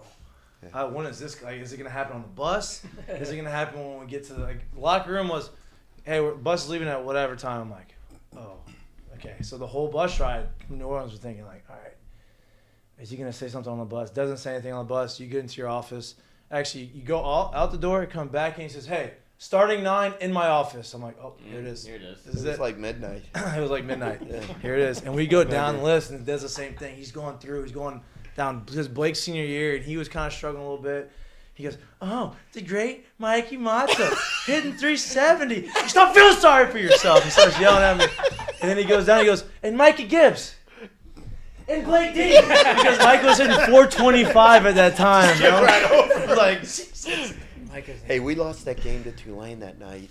Again, we left a small army on. Oh, is that when they robbed? No, that was Ole Miss. No, we played poorly that night. That was the night, I think, wasn't the lad at third base maybe? Mm-hmm. And he kicked the double play ball in the first inning that would have got us out of the inning, and then they went on to beat us like 8-2 or something. Yeah. Well, that was the last midweek game of the year, I think. Yep. And we had Mississippi State at home the last weekend, and we had to win 2 out of 3 to make the SEC tournament. Back then, they only took 8 teams, and they had that Stratton kid. Yeah. And, they had a good team.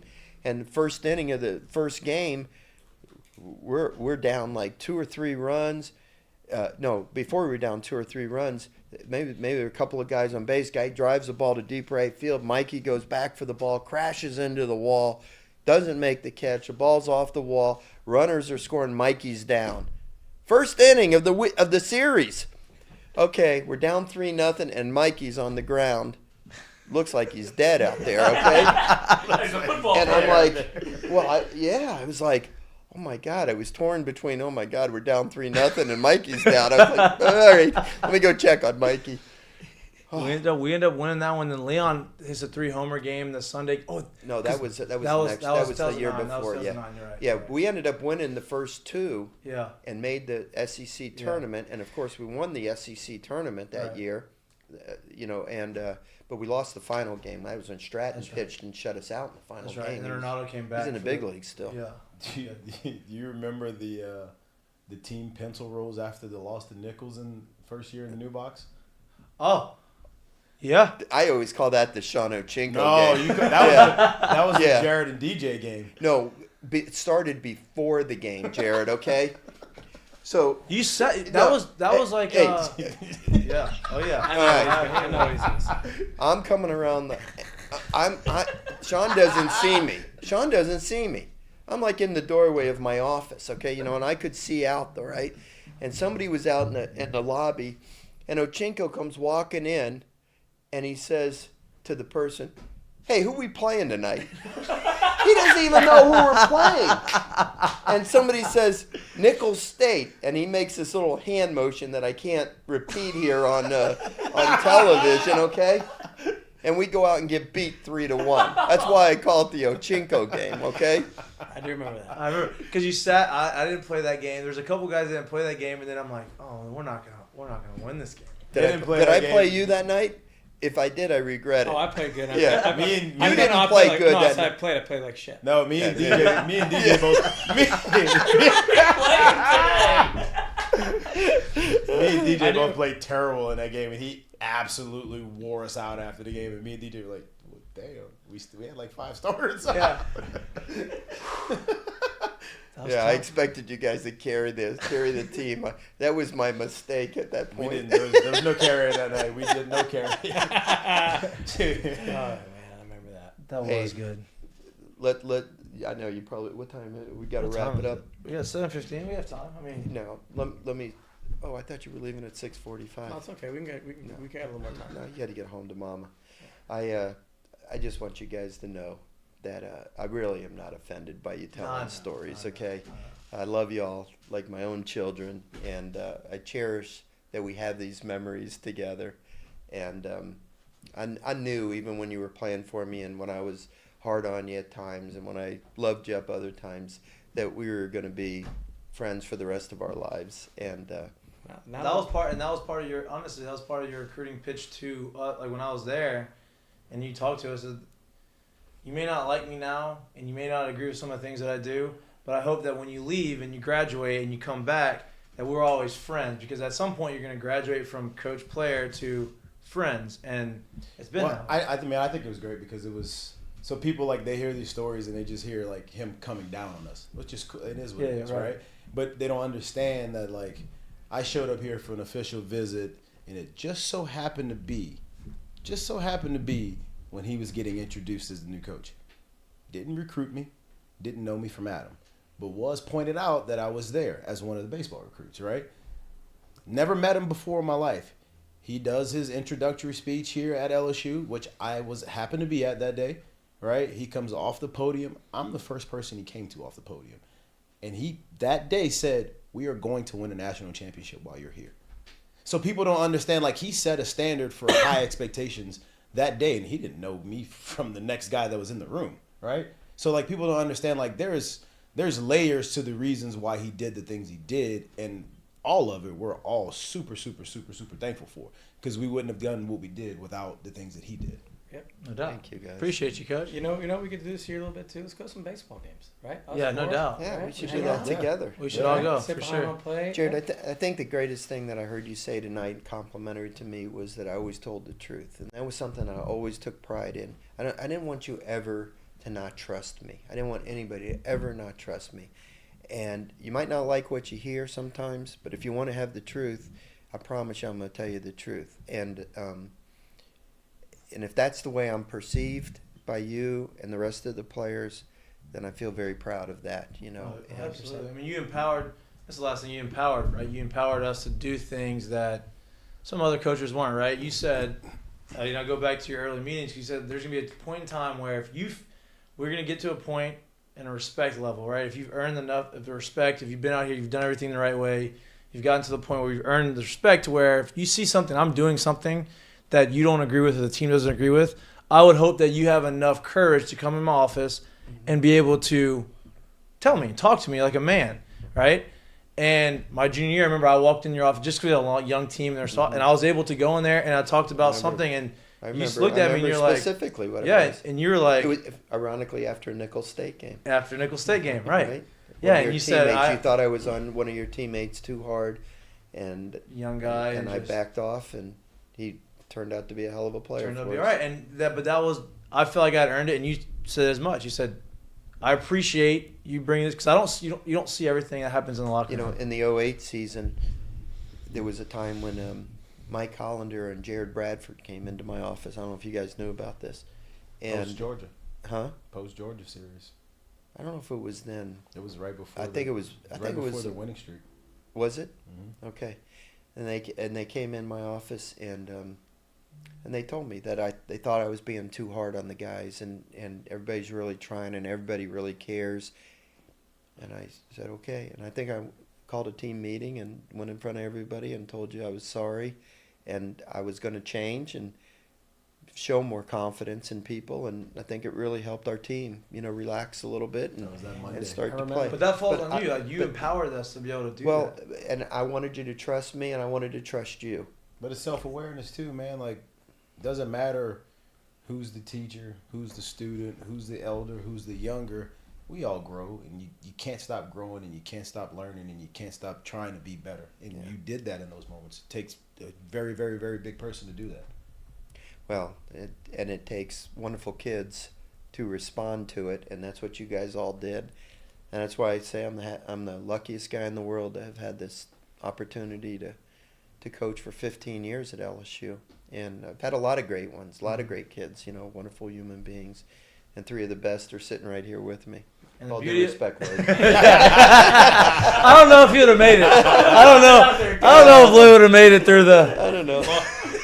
Lloyd's not a rule follower, so I'm not a rule follower. They're out there with their Ochinko rolling around on the ground. I don't know if he would have shaved his mustache. Yeah, to be on the team. I don't think he'd have met the appearance. No way. He'd have blatantly not done it. But Coach, I think you're being real hard on the fellas. But yeah, I mean that's what makes it good. And the beauty of it is we can go there and we can talk about all the good stuff, and then we can come back and we can joke and we can laugh and tell stories, and like that's respect, So.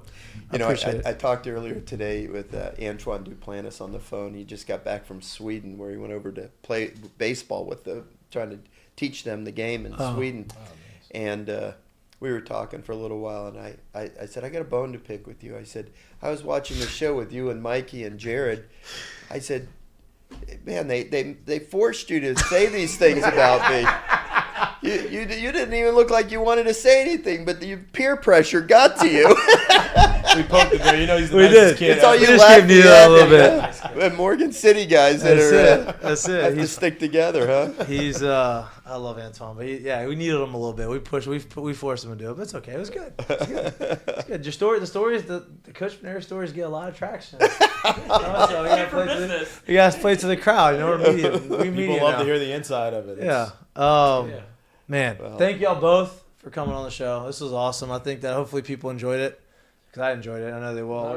We're gonna cut up some clips, and I'm gonna make sure that they've cut up the clips for you. And Yeah, know give that, them some good ones. This time. we know that. Like the you guys will heartfelt do- stuff at the end will be good. Mikey, thank you for getting the game-winning hit in 2 national championship games. Sean, thank you for getting 4 hits in the national. And don't forget the 3-run homer against Virginia when you dropped the F-bomb round in first base on national TV. on national okay? TV. Yeah. How about when? Sorry. And Jared, thank you for being the most outstanding player in the tournament. Although I think the trophy should have been cut in half given to DJ LeMay. They should have gave him the whole thing. Yeah, you guys hear that story? The trophy comes to my office. Jared's off playing pro ball. I mean, this thing shows up in a crate. I thought there was a body in this box, right? You got to crowbar this thing open, right? This trophy, I couldn't even lift it. And I called Jared up and I said, "Hey, Jared, the most outstanding player of the College World Series trophy showed up to my office today. I can't believe they put DJ LeMay's name on it." He did. And then Sean hits a 3-run homer that tells the national media how he had their signs, Virginia signs, how they're tipping their Did pitches. he really? Remember that? Did you? No. Oh, it was a Schimpf. No, Schimpf did 2 of them. Schimpf did that and was the. Schimpf against Southern when I gave him the green light at second base. That's right. I gave that's him right. the open mouth, and he stole third, and their catcher Thomas threw the ball in left field. It was our first run. We're losing 2-0 in the 6th. That was our first run. And after we tied the game and won it, we had the post-game press conference, and one of the reporters asked Schimpf, "Hey, about your stolen base at third." He goes, "Yeah, I was out there, and Coach gave me the open mouth, and I decided to go. Green Go. light. Green light. Green light." I said, "Well, I guess we'll be using a different sign tomorrow." That sounds out of here. Oh, Schimpf's funny. Yeah. But Coach, thank you all. Okay, Thank guys. you, Sean. Thank you, Thank Mike. you. Yeah, I We're gonna take a break. We're gonna take a 1-minute break, and then we're gonna close out the show. You're watching Mik'd Up, brought to you by Sterling Automotive. Oh, that was great. I got good. feedback. No, Coach, it was great. You knew that was good. Let's have Like telling us Let's have seriously. Let's go. Let's go. Let's come here for a group hug. Come on, Lloyd. Come on, Lloyd.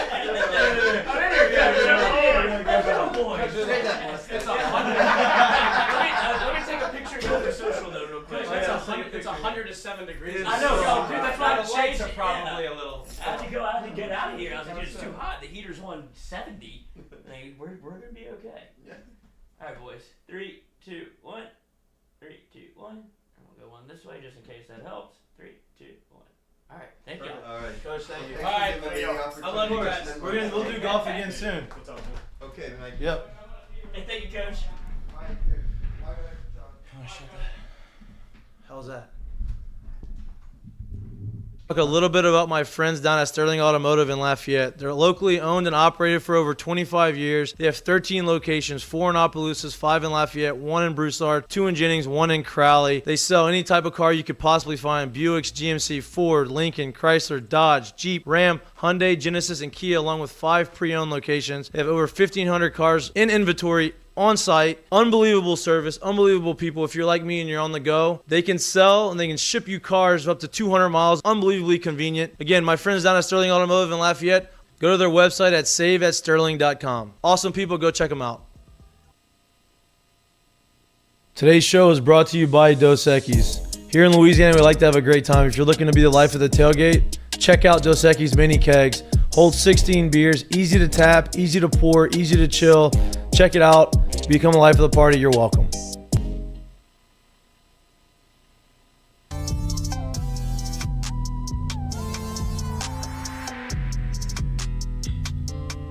Welcome back to Mik'd Up. We're brought to you by Sterling Automotive. I hope you enjoyed that, because we enjoyed it. It's nice to reminisce and tell stories and allow Coach to laugh and, defend himself, if you will. No, there really wasn't much defending.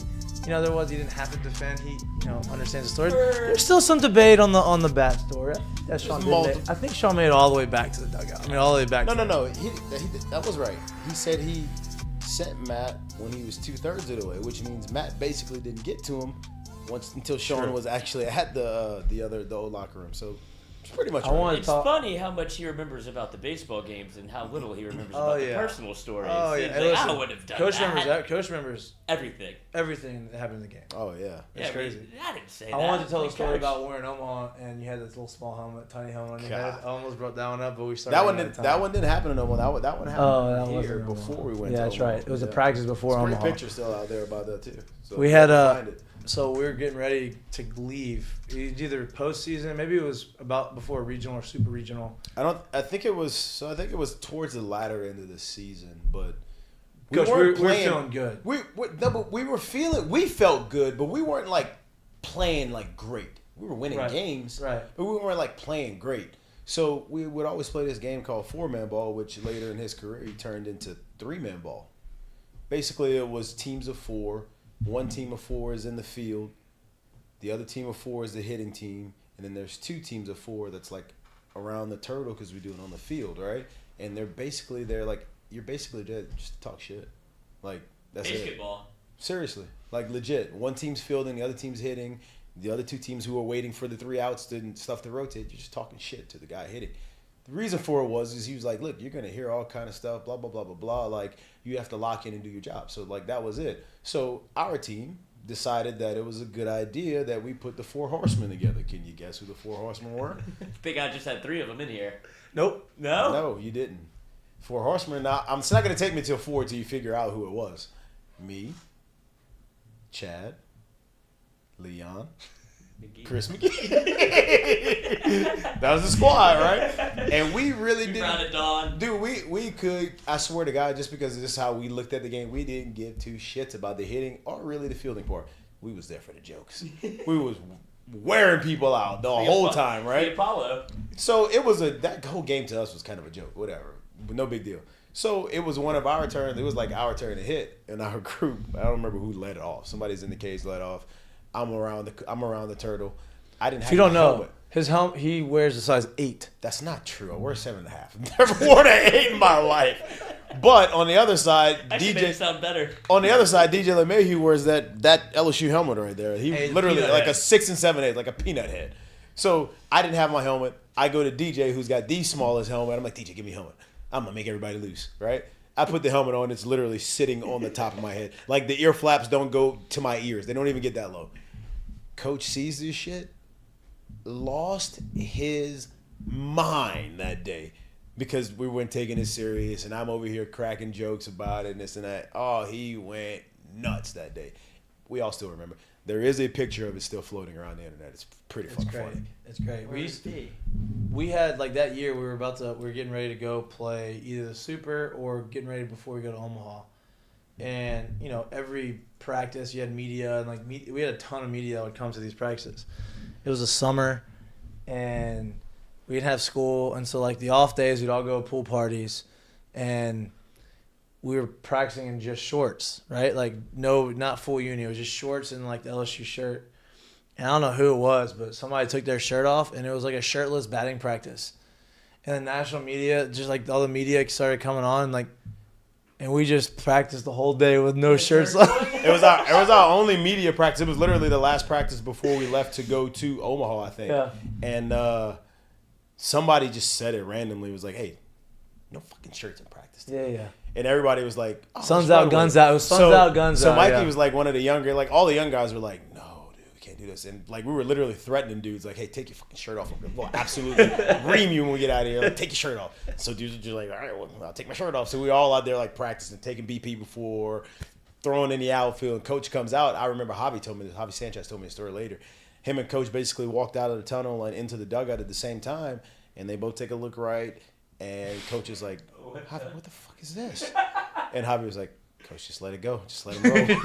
It's too far Just let gone it roll. now. Let it roll. Because all the media's out there. Everybody's out there. He's like, you can't do anything about it today. Just let it roll. So We'll hear about it tomorrow. So he did. We had a great practice. We had a great practice. Great You practice. know, that's great feel. Yeah. Like, oh, boys are feeling. They made a little executive. Javi call. was so unbelievably good for obviously with coach, like for coach and like with the players. He had such really good feel. Coach had good feel, but he was like the great like really like like the middleman to like our side to his side. Like, and it was he understood that, hey, that at a certain point in the year that, man, look, they run this team. This is their team. They get it. It's self-policed. Like, you got to let it roll. You're Especially there. if you're playing well. Yeah, that's what it was. No doubt. Yeah, that's what it was. This is not the time to make a fuss about nothing. Like, look, the boys are having a little energy, shirts off, whatever they want to do right now. Yeah. Speaking of big games and playing each other, and we have a big fantasy matchup. We do. All my guys are hurt. This team's kind of limping in, but I tend to. This may decide the playoff for me. I tend to lose those games when teams are limping in. So we'll see. I'm not sitting on this any one. of it. This is when Paris Campbell goes for about 25, and Curlin Sutton goes for about 20. Who else? They did nothing last week. They'll show up this week. That's what I need. They'll show up with something. Who is crazy in this the? week. Where do we stand here? In the league. I'm 5-5. Who are we chasing?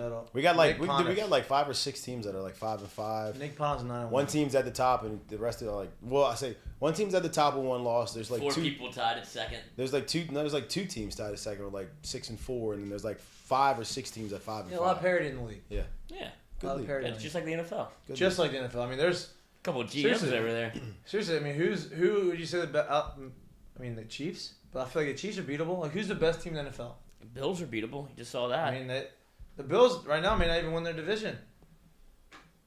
The Dolphins, I don't know who's the best team. The Saints are going back to Andy Dalton. They announced him as a starter, by the way. Oh my goodness. We're not tired of that yet. Pick him up in your fantasy league. I'm hitching his wagon. I'm literally just going to keep saying, as long as Andy keeps playing, I'm just going to keep telling myself there's no chance that Jameis is healthy. There's no chance. That has to be the reason. That literally has to be. That's the only thing that makes sense, is that he just has to not he has to be hurt. Did you watch the Harold Perkins video? Yeah. Sorry, before you get there, DA said that Winston is still not 100% healthy and possibly won't be back at 100% before the season ends. Oh wow. Saints also have a heavily compromised offensive line with Eric McCoy on injured reserve, Andrews Pete injured as always. So we'll left tackle James Hurst in concussion protocol. What about the rookie tackle that we got from the small school? Is he Trevor Penning? Is he dead still? Yeah, I think he's still out. So we'll just say this, since it's football and nobody's completely healthy once day 1 starts. He's obviously really hurt still. Yeah. I mean, that's basically what he's doing. Yeah, no doubt. I think DA was trying to slow play the injury. He didn't want to let it know, he really can't play. We'll dress him up.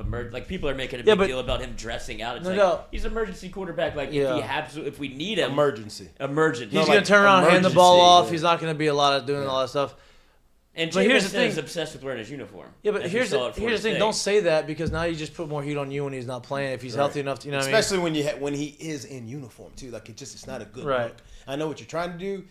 It's not. It doesn't come off on the other side as well as what you may think it is. Yeah, he was trying. I mean, that's a first year head coach mistake, but he's been here before.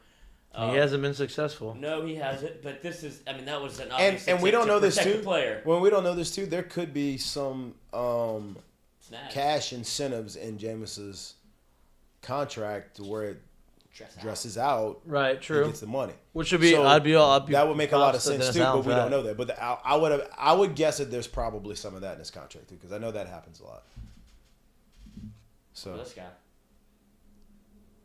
Kyle, where'd you find that thing? It's on eBay. I'm about to buy it. Wait, I think you sent me one of those. No. What happened was, when we played in AA. Oh, you got one? I got one. But say, huh? $35. That's right, baby. Yeah, baby. What do you mean? Vintage. What do you mean? He don't get his limited edition. I never had a bobblehead. Limited edition. How about this? I had a Mahtook. I had a promotion in Detroit. Yeah. They had publicized it. Said that it was like a man, you come to this bar a lot. It was a piggy bank, and it had my jersey, they had my jersey with my name on it, right? That was the giveaway in Detroit, in the big leagues. 2018, that day, I get optioned down at AAA.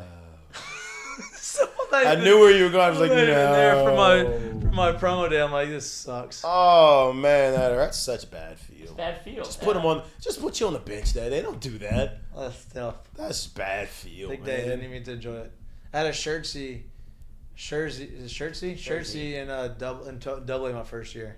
So I was wearing number 39. It's good.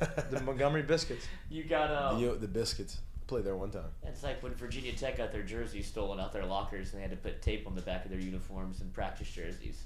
Just give me 39 in this jersey. I don't. Well, want I don't want to be there. It was I the got end of. piggy bank Well, day. actually, I did want to be there because I got called up from high A. That was my first time getting to double A, my first year. But it was into July, so like everybody already had their numbers. And it wasn't like triple A where guys are going up and down all the time. And once you go up, you lose your number. Can't find this piggy bank.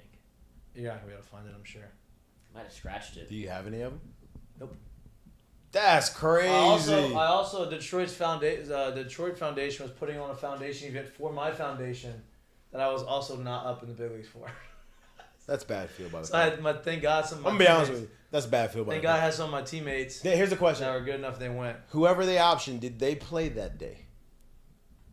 I don't even know who it was. Honestly, I think what happened was I got optioned earlier in the year, which shouldn't have happened, but it happened. And Leonis Martin was a center fielder. And Leonis Martin would always get hurt, like once a month. Or once every 2 months he would get hurt and be on the deal for 2 or 3 weeks. I'd Like go every out, 0 for 8 stand or something? something, you know how it works. Yeah. And so then he'd come off the deal after 2 weeks and I'd go back down. That's how it happened. I'm sure We're going to have to hold him back one more day then. Like, let's just have a little more feel about that thing, huh? Yep. But you want to get to the Seggies? Looking for this. You're never going to find the piggy bank. I'll find it. You're never going to find the piggy bank. All right, yeah, let's go Seggies. The boys carried us. What? That was great stuff. So the boys carried us. I figured they all the way would. I through, figured yeah. they would. I mean, look, it's a down day in sports news. You know what I mean? First of all, Pelicans are electric. Ja Morant is electric. Yes. I need to go. Did they win that game last night? Was Yeah, it last they night? did. They did. Thought so. I need feet on the. Ingram I had need a great feet on the game, right? court. Yeah, dude. Jose Alvarado's He's turning electric. He's turning him Yeah, more he's than just good, a dude. defensive player. No doubt. right now, Like, yeah. you know, he's not a great. If he could shoot. If he was a good Well, if shooter, he was a he'd lights be out shooter, yeah, unbelievable. that'd be ridiculous. Yeah, of But course. he's got like last night he was getting to the rim when he wanted to.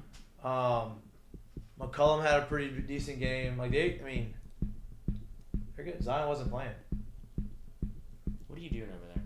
So I'm shaking my leg. John Moran is a baller though. Oh, you see where he went 3 for 13 after he said, "Nobody can guard me. Nobody here can guard me." And he goes 3 for 13. Pelicans come back and win. But John Morant is electric. I'm about to say that. Zion, It still doesn't tell me that anybody yeah. can guard him. It's 3 for 13. They put the clamps on him. I'm gonna need to see like 6 games in a row.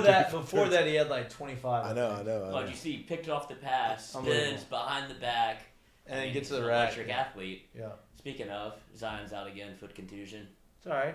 Like they can win just He's as long going as to New Orleans. he's not out for like a long time. Like, It's you miss a crazy couple how games like here. it's crazy how quote unquote hurt he gets now because hurt, injured, whatever you want to call it. He is now, and how healthy he was in college. Well, It's I think it all happened when he blew out his Nike shoe. That's when his foot Did? started bothering him. I don't know. That shoe did go. I just made Speaking that. of Nike shoes, you see Odell? Oh, they're Did. suing Nike for $20 million. I wonder what went down. Something. I mean, So does that mean does he get on the? He's not wearing Nike when he plays this year, does he? I don't know. I mean, something had to have gone down for him to go out Nike, like legitimately. You know what I mean? Like he's. Not I just saw coming something at- where it said it was like they shorted him like $2 million or something. Okay, they so said this he is didn't what do. I actually do remember what happened now that I'm thinking about it. This Oh, could you be know. my fault, not my fault. If we want to even go there, I have another. But it was, so after he got traded from Cleveland to the Rams, he asked Nike for specific colorways, and they didn't have them for the Rams, so he had to customize his cleats to make them Rams colors, to make them abide by the NFL rules, because that's Right. kind of where they are right now. And Nike counted those games as times not worn in Nike cleats because they weren't sent to him by Nike. And he's like, look, I'm trying to play by the rules But here. they were Like, y'all still didn't- Nike cleats. They're Nike cleats, but Nike didn't send them to him. Like, these aren't the cleats that you're supposed to wear. And he's like, y'all didn't send me shit. So I went out of my way to make sure I was still wearing Odell cleats or Nike cleats, and I got them customized because I need the Rams colorway.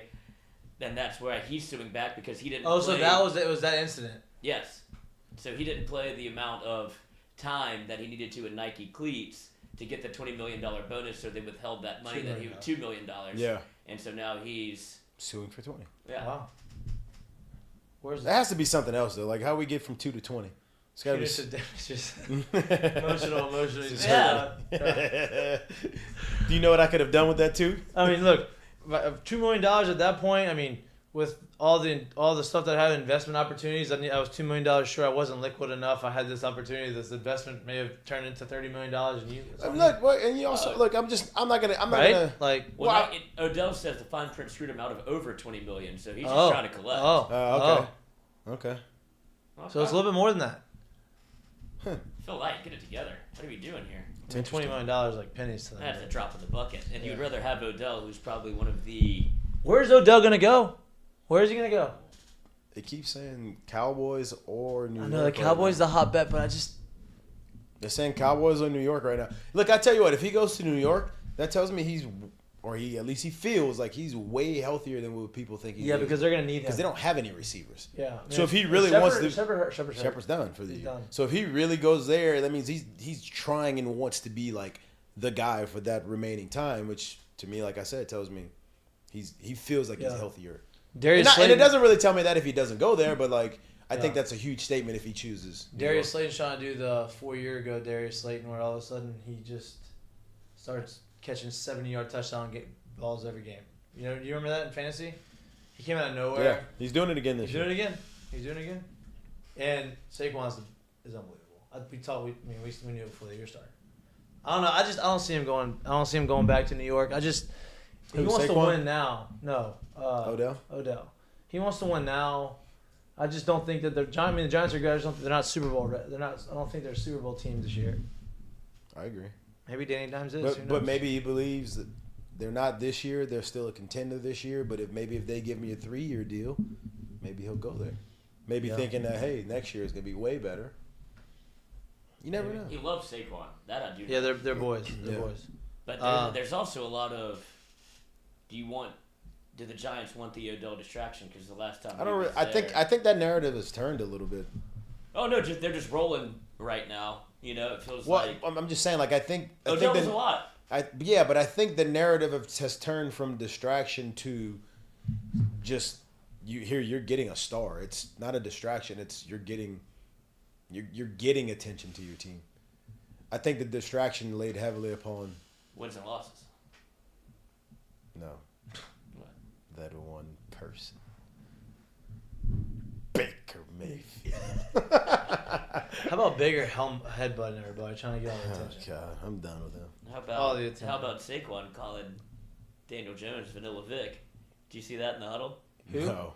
That's what he called him? Mm-hmm. I love that. Yeah, it was on NFL Films. Y'all don't have headphones, so you won't be able to hear it anyway, but I have the video. But I like me some NFL Films, bro. They got some good stuff out there. I think it was like going to be Saquon was about to get the ball, obviously, because he's like, if I motor down there 80 yards and I don't see Vanilla Vic right behind me, we won't have an issue. And Dave's like, I got you. But that's what I'm saying. The Giants have like a little bit of, they got a thing going right now. Oh, yeah. And Odell can, obviously with the way the media does stuff, it can be spun into Odell's more of a distraction than a help. But I feel like he has relationships with everywhere he's gone. They love him. Yeah. And so, and that's why I say that. Like the distraction thing was there post or at the end of the Giants. Boat picture. Pretty much, yeah. End of the Giants, pretty much through the Browns thing, and I think that his stint in LA kind of changed that narrative back to like, oh lovey-dovey Odell. So I think that's kind of changed. That turf is a disaster. No one loves the turf. No one likes playing. Took out Cooper Kupp. No, he's on my. You know what took out Cooper Kupp? That inaccurate ass throw took out Cooper. Well, Stafford's hurt too. Yeah, he is. I think he just got cleared to practice. I think. Boy, tell you what. That team's banged. Saints can't beat the Rams right now. They ain't beating anybody. That 14.5 total is not happening if they can't beat the Rams now at home. It really did not go the way I thought. Nope. That's okay. As long as 5 wins. I don't want Andy out there. All they need to do is get to 5 wins. And then we cover. All right, go to the segments. We need Taysom. We do need Taysom. Just let him play. I'm telling you, Sean Payton's coming back, and he's gonna sign. We're gonna trade Michael Thomas, and we are going to sign Lamar Jackson in free agency. Sean Payton's gonna fit right in. Sean Payton's gonna come back. That'd be great. Can you imagine? Because he's gonna be a free agent. He's gonna be a free agent. Yeah. Baltimore totally dropped the ball in this situation. I mean, they still may offer him, but hey, if you're gonna wait till after the year, and I realize that damn Sean Payton's back and there's no quarterback in New Orleans, and I have the defense, and I have sign me up. That's far fetched, but maybe. So it was 10 wins for LSU this year. That was far fetched, but that's what happened. I don't even know if the Saints have the cap room to do that. You know how that works. You can figure Kick that can. Come on. I mean, he's gonna want it to be fully guaranteed. What's the cap? I don't know if they have the money to do it. Hey, what's the cap? Yeah, it's just what is it? Guarantees over cap. You just guarantee the money and squirrel it away, and the owner pays for it out of his pocket. Yep. Or her pocket. In this Backloaded or something. And then you go to the next guy, the next highest guy, and you say, hey, you were making this much this year. How about we just give it to you and sign it? We'll defer it to a sign. How about all those dudes that you get it right now? How about all those dudes that got their signing bonus put in Bitcoin? Oh, Odell did that. How are they feeling right now? Not very good, I don't think. Well, then they just had Steph Curry and the Warriors both are in. I don't want to say indicted. They're both being filed lawsuits against for their role with cryptocurrency and PTX, this brand that was a total farce. And was it a farce? Yeah, like Golden State endorsed it.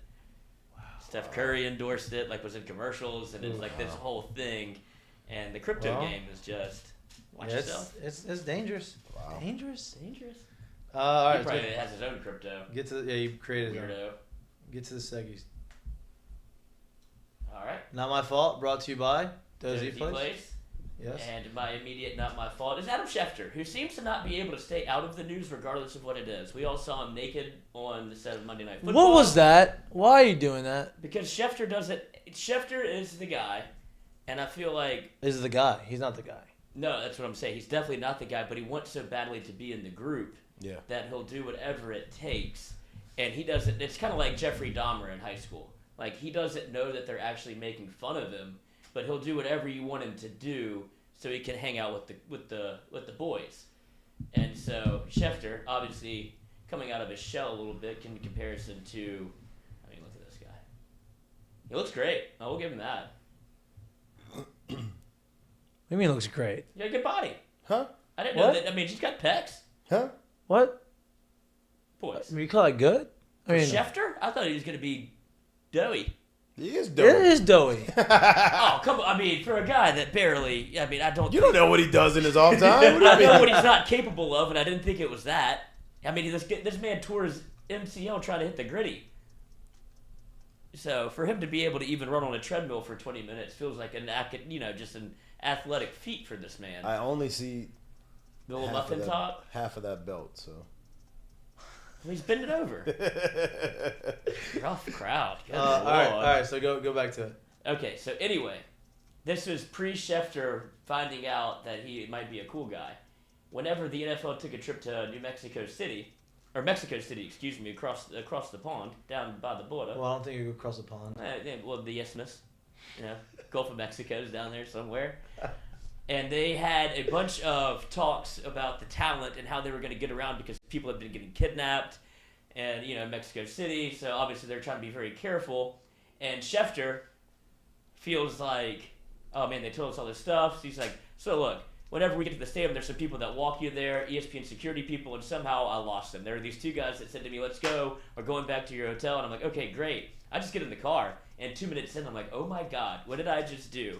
I just got in the car with strangers, men I don't know, and I don't know where they're taking me right now. I'm thinking to myself, I can't believe that I'm in Mexico City. I've been warned against this, not going near strangers like a 12-year-old, and I just got kidnapped. I'm texting a couple people that are coworkers. Am I in the right car? Did I go back with the right men to the hotel?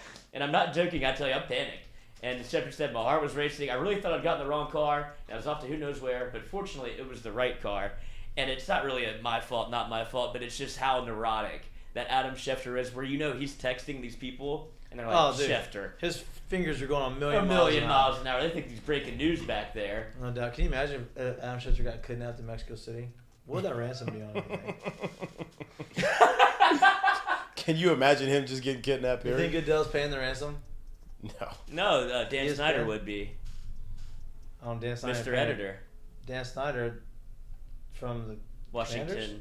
I don't think he's paying much. Well, no, but that's stealing money from people. That's his boy.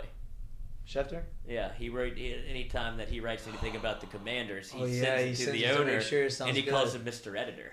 And he's like, "Is this good for print?" And he's like, "Let me check with Mr. Editor." So So he sends it to Snyder, and so Shefty's been getting exposed out here. Yep. I don't think. Can you name a worse person that you'd kidnap and be like, this guy is too much? Like, Just drop him on. I don't want to kidnap. You know him what? Get out. Yeah, this man's tweeting all the time. Just beat it. Beat it. It's out not of worth the it. Nobody wants you. We'll bring you back. Yeah, actually, We'll even make you walk. Trying to get. Let's see if I can get Joe Buck. You got Karen calls? I got one. I'm empty today, boys. I'm not That's even okay. gonna lie to you. That's okay. You got one? I do, but I was supposed to play it earlier. It was the old video of Sean? Ochinko and Mainieri. I was going to get them lubed up, but I forgot we don't have headphones in here. That's okay. What's your curtain call? Actually, I do have one. If you take mine. Is it what sport is it? Football. Okay, no, you're good. Mine is Tiger Woods. Oh yeah, the and picture Charlie you sent me? Woods. That's Yes. sick. So there was a leaked picture of a dad that was bringing his son to a tournament. He's like, we're going to get there early. I'm going to try to be let's attack the day. Let's get ready for this thing. Lo and behold, he shows up what he thinks is early, like 5:30 in the morning. They show up to get ready to start, like get dressed, get ready to go. They look out the window. Tiger and Charlie have already been on the putting green or headed to the range. And he's like, oh, God. Like, he's created a mini-me. Like, bro, have you seen Charlie Woods, how he looks right now? He looks like a puppy. But he's also grown. He's like taller. Is he growing into those hands and stuff? Starting to, yeah. And like they were showing his tournament the other day, and it was like a video, and it says, "Look how far Charlie Woods' drive compared to the other kids." That was at Kisatchie. That was in Louisiana. Oh, was it? Mm-hmm. Really? Oh wow, I didn't know that. So he's showing it, like 1 kid, 2 kid, 3 kid, and it went. Here's Charles. All the way over there. Like, at least probably 50 yards ahead of more than that. At least 100 yards ahead of him. Like, it was obnoxious. I mean, Charlie Woods is probably averaging 300 yards a drive right now. They also said that my buddy has played that course, but here's your video. That's like a go for it hole. You can either lay up or go for it, and Charlie just bombed one down there, so that's why it looks like that. But it's also the only kid that has the stones to be like, I'm hitting driver. Yeah, he's the only kid that could do it. Yeah. And so, but here it is. Watch. Come on, Twitter. Tweeter? Drove the other kids. Keep on panning. There he is. I'll show the front, but you replay it. Look at 1, 2. Having a good old time. They're out there without their dads. This guy's got fucking Tiger Woods on the bag, and he is 50 yards past everybody with a wedge. I love that. And that's another, like, just a curtain call overall in life. If you're anything of a sports fan that's relative to our age, you have Bronny James Jr. coming up.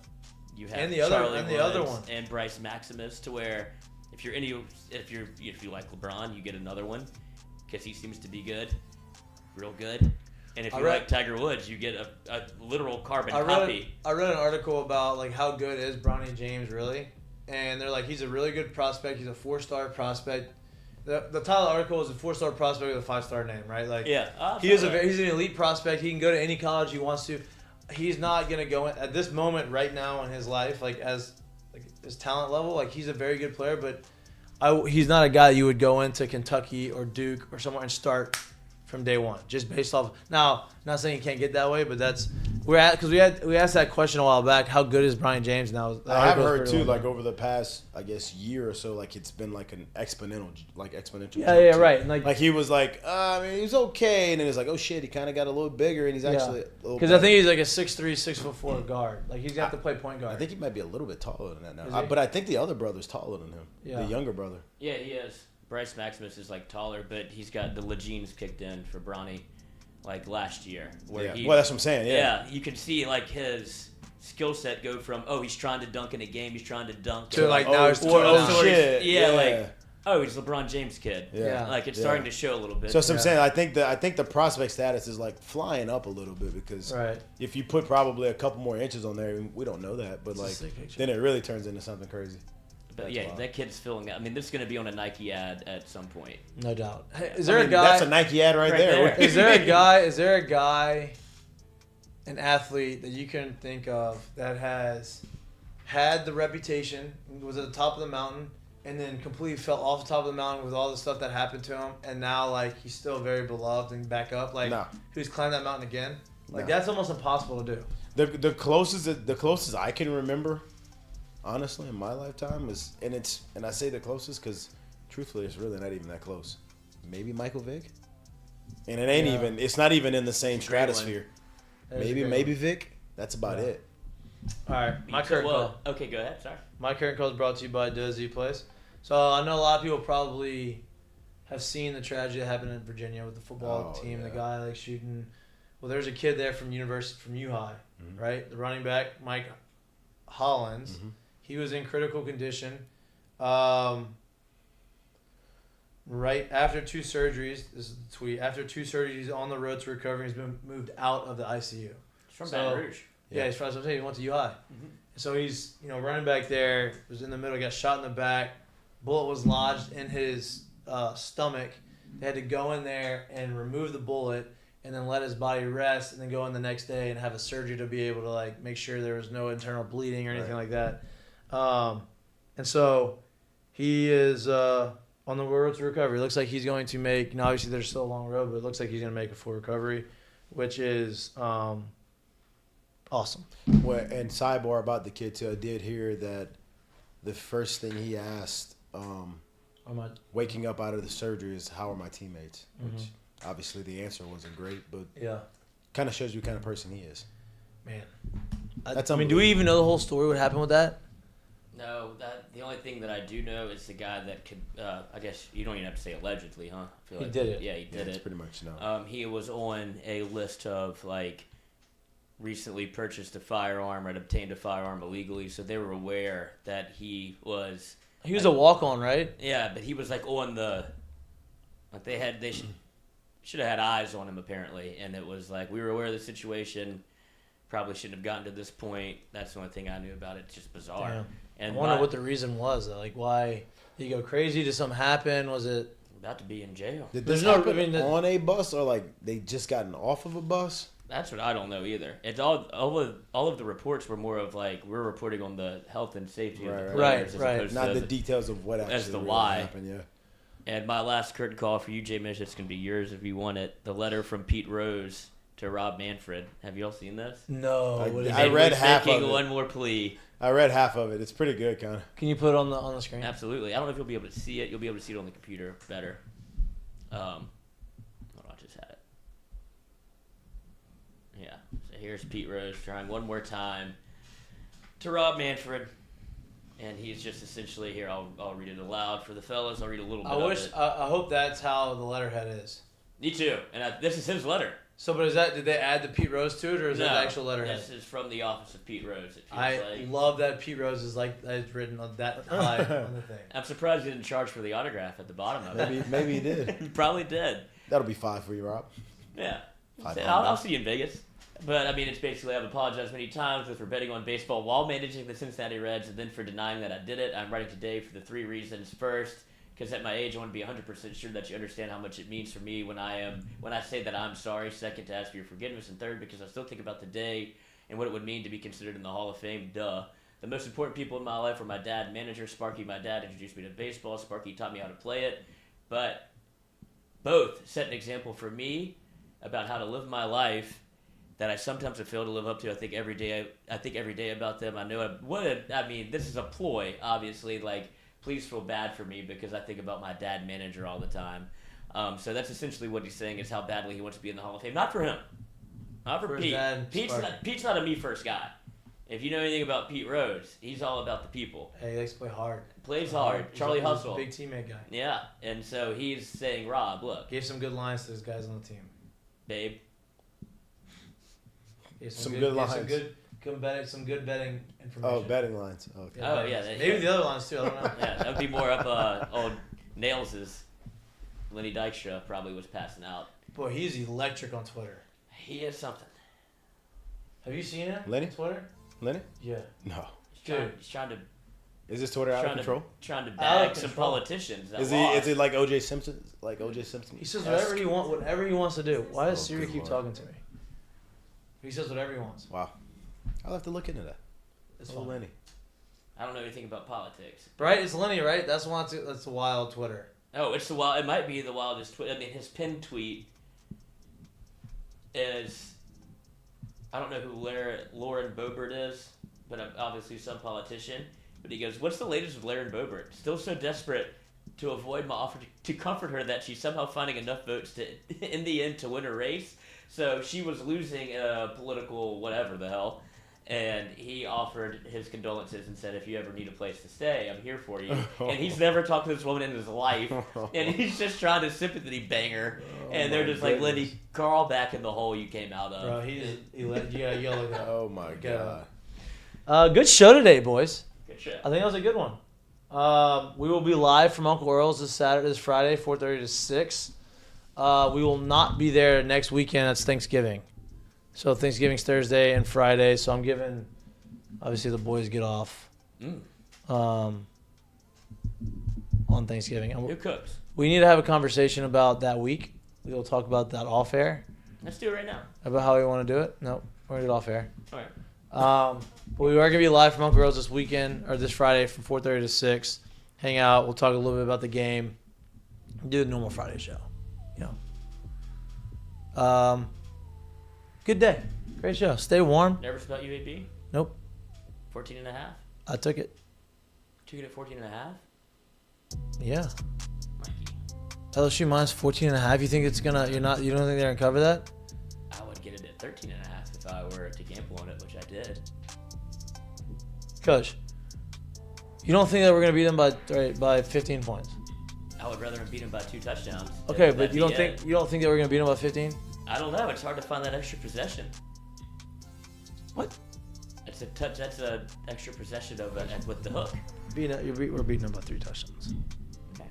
I feel more confident at 13.5 than at 14.5. Well, we'll both win. You're a real gambler. Then. We're both gonna win. All right. Enjoy the rest of your Wednesday. We are mic'd up, and we are brought to you by Sterling Automotive.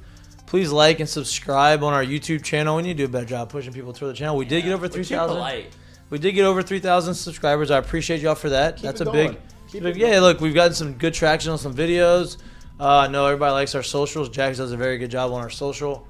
We're on all Spotify networks, all podcast networks, Apple and Spotify. And we appreciate all your support. Please keep following us, keep liking us, keep disliking us. Just keep giving us a little attention. Keep interacting. We like a little attention. Do you want to hear one more stat about the old UAB plus 14.5? Go ahead. What do you think the percentage of money is of bets? Percentage of money on... Yeah, I'm assuming since you're telling me this is on UAB. 92% of the money is on UAB. Wow. Percentage of bets on LSU. That's because of 53%. Because of what they saw last week. Mm-hmm. Doesn't mean you'll get that again, though. But it'd be different if it was 13.5. Well, I'm taking it at 14.5. I took it already. Food for thought. I'll probably live bet it. Bet's in, baby. I'll probably live bet like I did the baby. Commanders. Took the Commanders plus 11 and got the live bet at plus 14.5. Hit both. I did take another live bet at Eagles minus 1.5. And I thought I was going to hit all 3 because I thought the Eagles were going to go down and score 1 by 2 points. It could be the game over, but didn't happen. That's called middling yourself. I tried to. Great. Almost got it. He got greedy right there. Whole shot. He got greedy. Almost got it. Cover 2. Squeeze it in. Sorry, I ended up for the day. It's okay. Okay. It's still the race to 1K over here. We'll see, Caesars. I'm almost there too.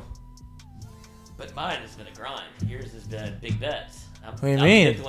I've been grinding over here. Oh yeah, it's true. I mean, not big bets. I mean, I'm doing it $10 at a time. Yeah, but I'm not saying I'm betting $300, $400 bets. Could you imagine? I mean, I know people do that. Can you imagine betting like $5,000, $10,000, $15,000 on games? That doesn't even feel real. That's out of control.